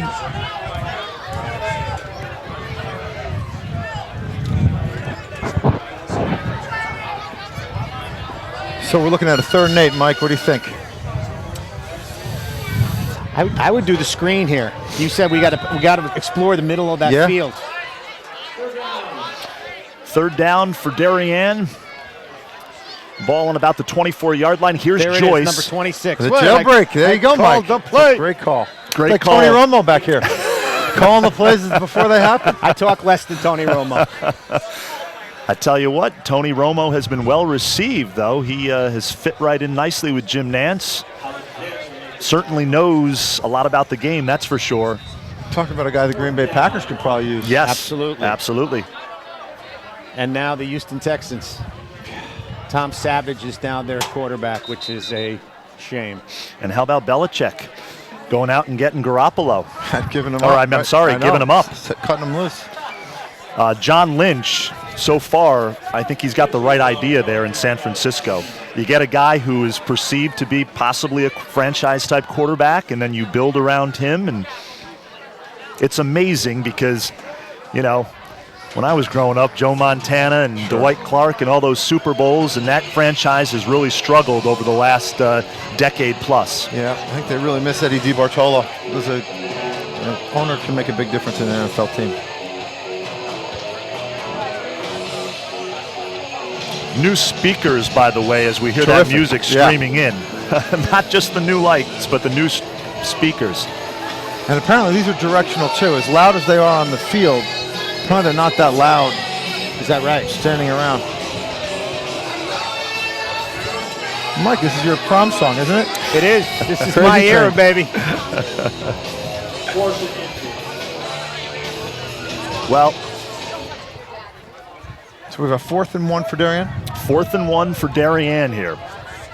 And they're in that black ops formation. You know, a little anecdote, when Timmy Graham was quarterback and Rob Perfone would put the black ops in, it would make Peter Graham crazy because he wanted Timmy to be able to score pass and spread it out. And it used to be a lot of fun to sit next to Pete and watch Out Rob comes, run. out comes the quarterback, Rob and run in goes black, the running exactly, back to run quarterback. black ops.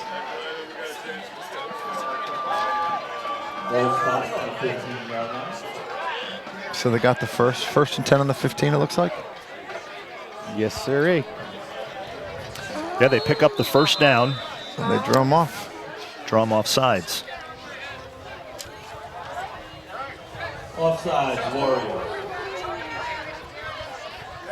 Tom, did they throw much when you were running at Yale? You know, our offense was, my mom could sit up in the stands and call the plays just like we could before. Our offense was slightly more predictable than the Wilton offense. Coach Koza was a great man, and that playbook from the 60s was a little dog-eared by the time I was there in the late 80s. There's Joyce to Minikis, and Minikis nearly gets into the end zone to about the 3-yard line. So Brian Minikis, how often have we called his name this evening? Another pickup for Darien. He's elusive after the catch. Jeez. You know, him and his brother, and they great body control. You know, really can make people miss and First and goal, Darien. run a disciplined pattern. Just a very tremendous asset out there in the field. And him and Joyce have developed a rhythm that is really special. This is the first series, or first set of downs here where we've had some rhythm. Yeah. Good second effort by Mitch Pryor, but it doesn't look like he made it in. You know, we talk so much about this passing game, right? But what a back Mitch Pryor has been the last 2 seasons for Darien. Real strong, real workhorse. Workhorse, exactly right. Ball spotted on the 1 yard line. And the big fella. So now if Pete Graham was on the sidelines, he'd be squirming as they go to the black ops formation and run, put the heavy package in.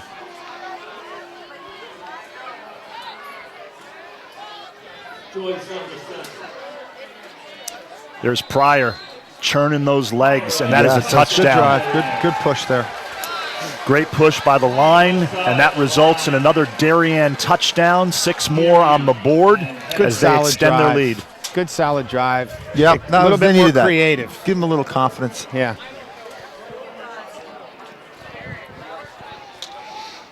So Hagender will come on. Hope everybody noticed our pretty new upright. There's a flag on them. Some extracurriculars, perhaps. We've got whistles down on the field, and the officials talking this over. creative monologue maybe by one of the defensive players there. Could be. A little frustration, perhaps. So the penalty on Wilton, unsportsmanlike conduct. He probably forgot to say please or thank you. And of course, they'll assess that penalty on the kickoff. Here's Hagender. It is blocked. Been a tough day for kickers today. It has been a tough day. Those yellow posts don't like accepting footballs. Well, the Darien Athletic Foundation will have those repainted by tomorrow evening. I have to talk to Pete Graham and Mark Maybell, get those things back to white. So it's 20-0 Darien in front here as we listen to the Blue Wave pep band directly in front of us.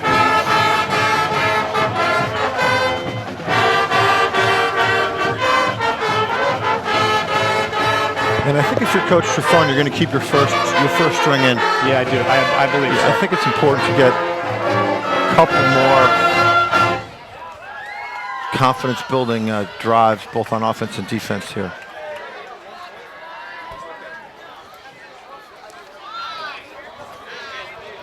So under 8 minutes left in the game, Darien up 20-0 on this Wilton team that really came here tonight at Stadium Field. 4-3 on the season, coming off a big win over Stamford, and they came ready to play. Now this would be a time if the game wasn't 20-0 where you do an onside kick, because there's very little risk in getting it 10 yards. You still have decent field position even if it doesn't work out. We'll see what they end up doing. It does not look like Wilton has their hands team out there, which is a curious call. Or Squibbit.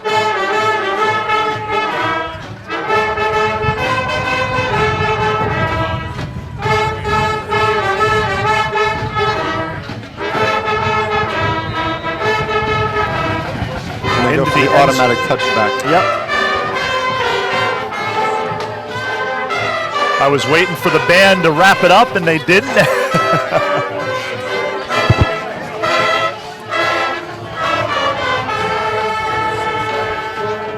We just saw Guy Wazinski, his daughter Kendall, part of that FCIAC championship team for Darien. A little banged up right now. They hope to have her back for the state playoffs next week.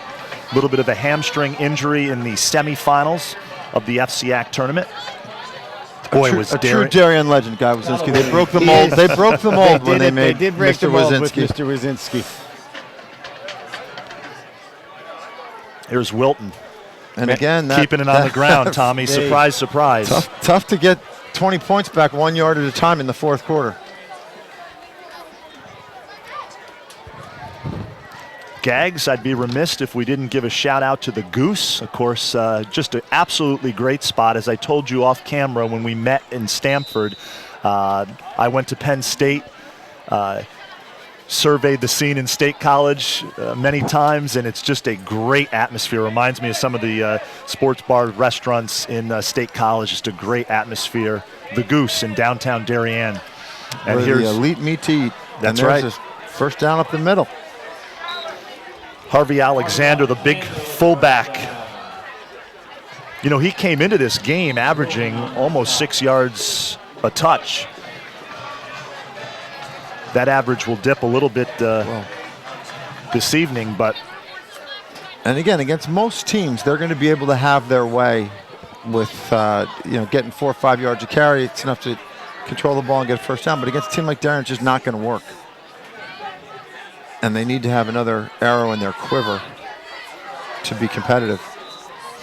Alexander again with the carry, the senior fullback for Wilton.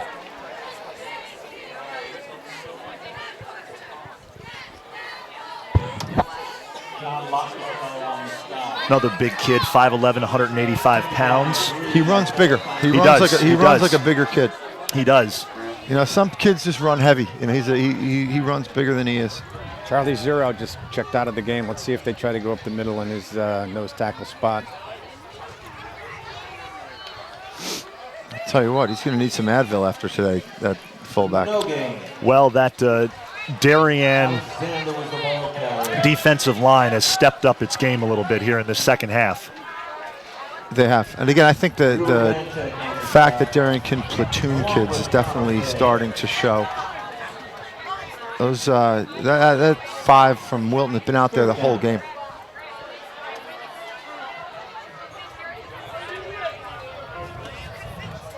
Third and 4, 3rd and 3 here.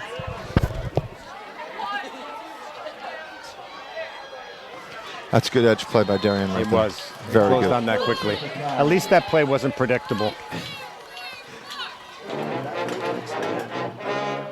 So do you go for it, Mike, or do you punt? I go for it. Gonna give these You've always been that way. You've been a gambler, though. Well, remember Mitch Ross never punted. Mitch Ross never Never punts. saw That's right. 20 likes. That's right. The offense stays on the field. Well, there you go.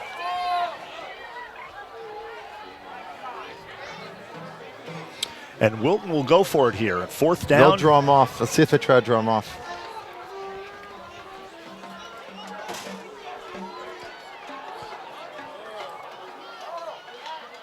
Good defense. Great defense. They threw to that guy, and they threw did to with 86. Robbie Herman again.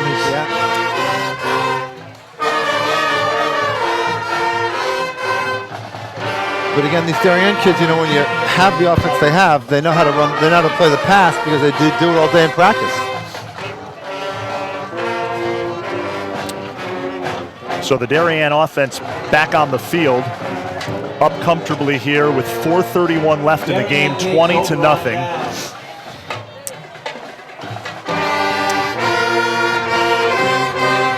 And they keep it on the ground with Pryor.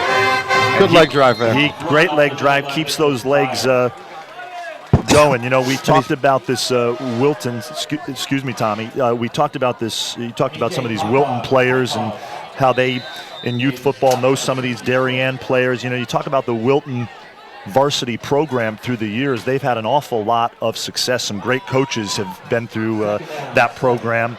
Obviously, Coach Fujitani, 1985 state champs.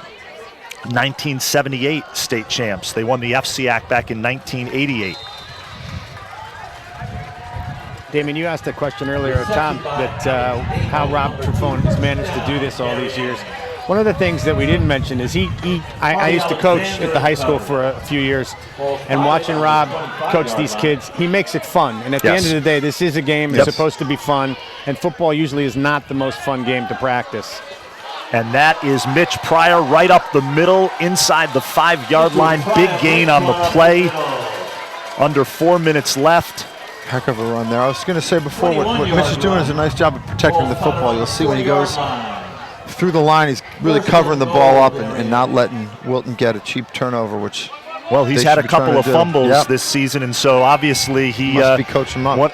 Wants to keep that ball wrapped up. There's Joyce, gives it to Pryor. Reminds me a little bit of when Tiki Barber had the fumble-rooskies there, and Tom Coughlin had some words with him and did some things during practice so that he wouldn't lose control of that football. Yeah, I think he made him carry a football around everywhere with him for a week. I believe he did. Yeah. All I really needed to do, and again, I'm showing my age, is put that stuff that Bolitnikov used. Stick him. He'd run around like this. I can't get the ball off my hand. Officials timeout.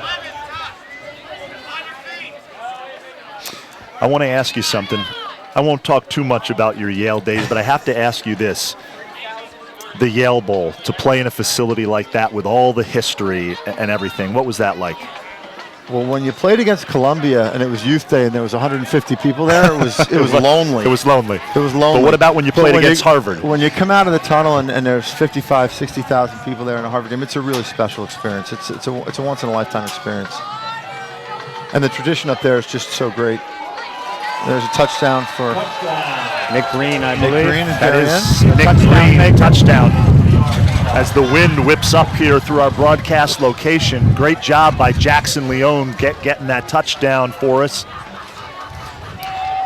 26-0 Darien as they put another 6 on the board.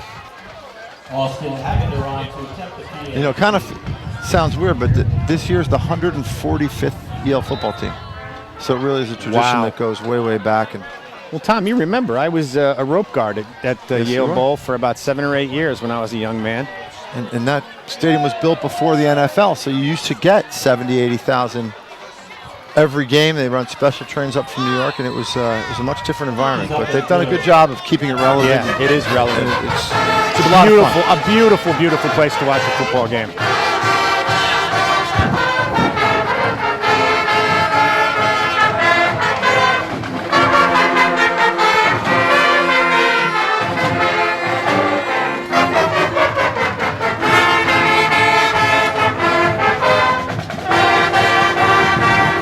And you know, it's good. Darien's got 2 kids on the Yale program this year, Cyrus Wiper and Henry Baldwin, both on the Yale football team.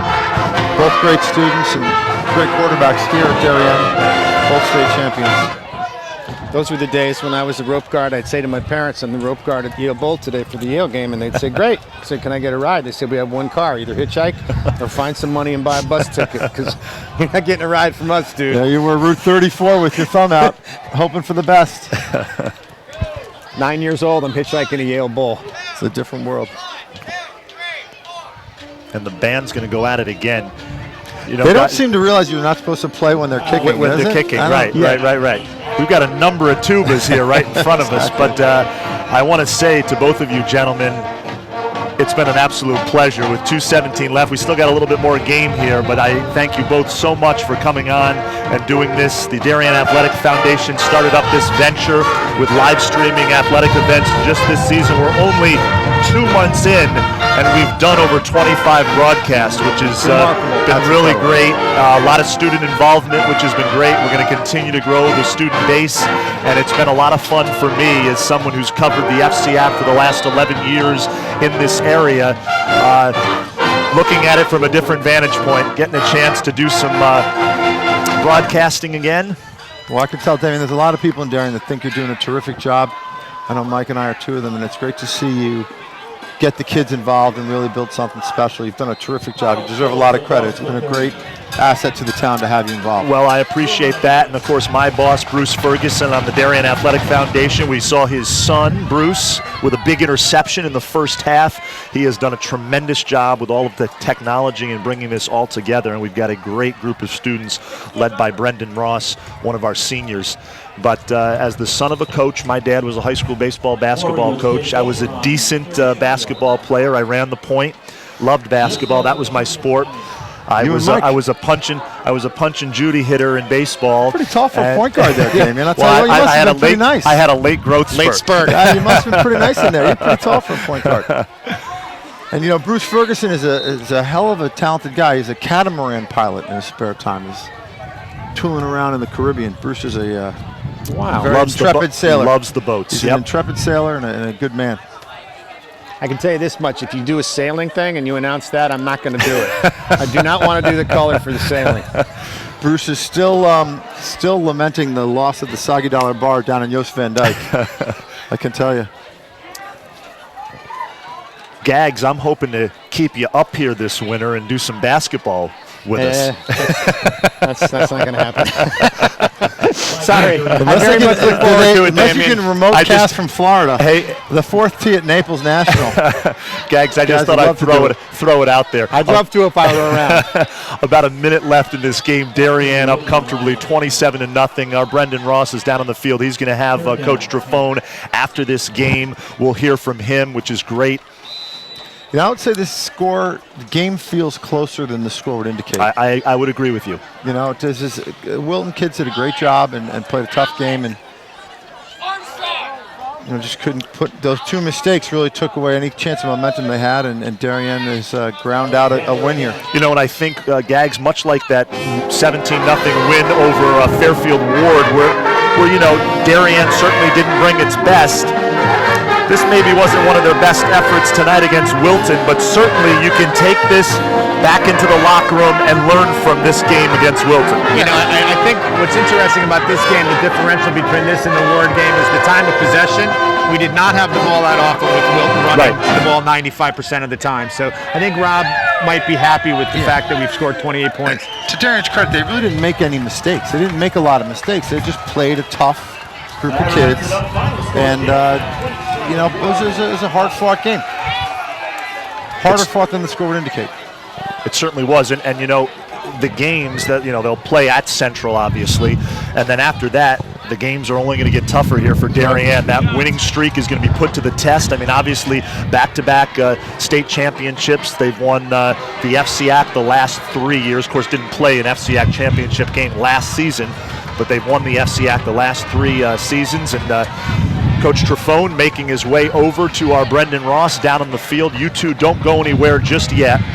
We want you here before we wrap up, and we're going to get Coach Trefone with our very own Brendan Ross, coming off a 27-0 victory over Wilton. Brendan, down to you. Coach, you went into the half with a score of 14-0. What was your mindset telling these kids going into the third quarter? Well, once again, we're playing an offense that we don't defend often, and we made a couple of adjustments to, you know, oversets that they had, and we just wanted to come out and play hard. And, you know, give a lot of credit to Wilton. They played well tonight. You're at Bridgeport Central next week. What is your mindset going into that game? Well, you know, obviously, you know, you got New Canaan on the horizon and you know, a team that's struggling in Bridgeport Central. But we just have to practice and get better every day. Thanks for your time, Coach. Damien, big win tonight under the lights for the Blue Wave, 27-0. That covers it. Back up to you. Thanks so much, Brendan. Terrific job from you and our entire production crew, which we'll get to in just a minute. But Tommy Mercine, Mike Gagliardi, I want to get some final thoughts for you. Tommy, obviously, you know a lot of these players. You've seen them play at the youth level. They win 27-0 tonight against a Wilton team that came into Stadium Field revved up and ready to take on the #1 ranked team in the state.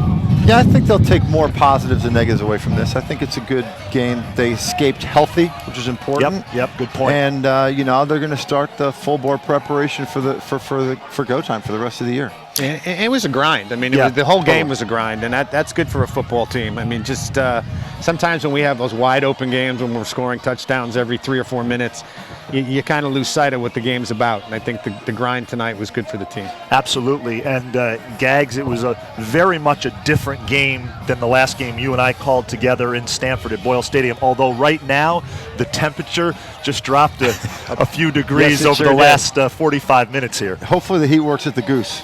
Absolutely. Yes, it does. The Goose should be hopping tonight. Of course, Mike Gagliardi, the owner of the Goose in downtown Darien, a great spot. Stop on by tonight. There'll be a ton of people down there. Some live music, Gags, yes, tonight there at is the live Goose? Music tonight. We have the Goose All-Stars. The first round's on Mike, I think, tonight, right? Well, you have the whole front room, and sure, whatever. Tommy, thanks so much. Bring your ticket and you get a free drink at the Goose tonight. This has been a lot of fun, guys. We are going to wrap things up. Damien, thank you. Yeah, thanks, thank you, Damien. Gags. Terrific Thanks, job. Tommy. Thank you. And thanks for everything you do for the foundation. Appreciate that. And our production crew, a shout out to Andy Demopoulos, our director here in the second half, Brendan Ross, our sideline reporter and director for much of this game, Bruce Ferguson, Jackson Leone, Connor Darby, bringing us all the visuals on the sideline. For Mike Gagliardi, Tommy Mercine, I'm Damian Andrew, and this has been a production of the Darien Athletic Foundation. Again, the Blue Wave beat Wilton tonight here at Stadium Field, 27-0, the final. Have a great night, everybody.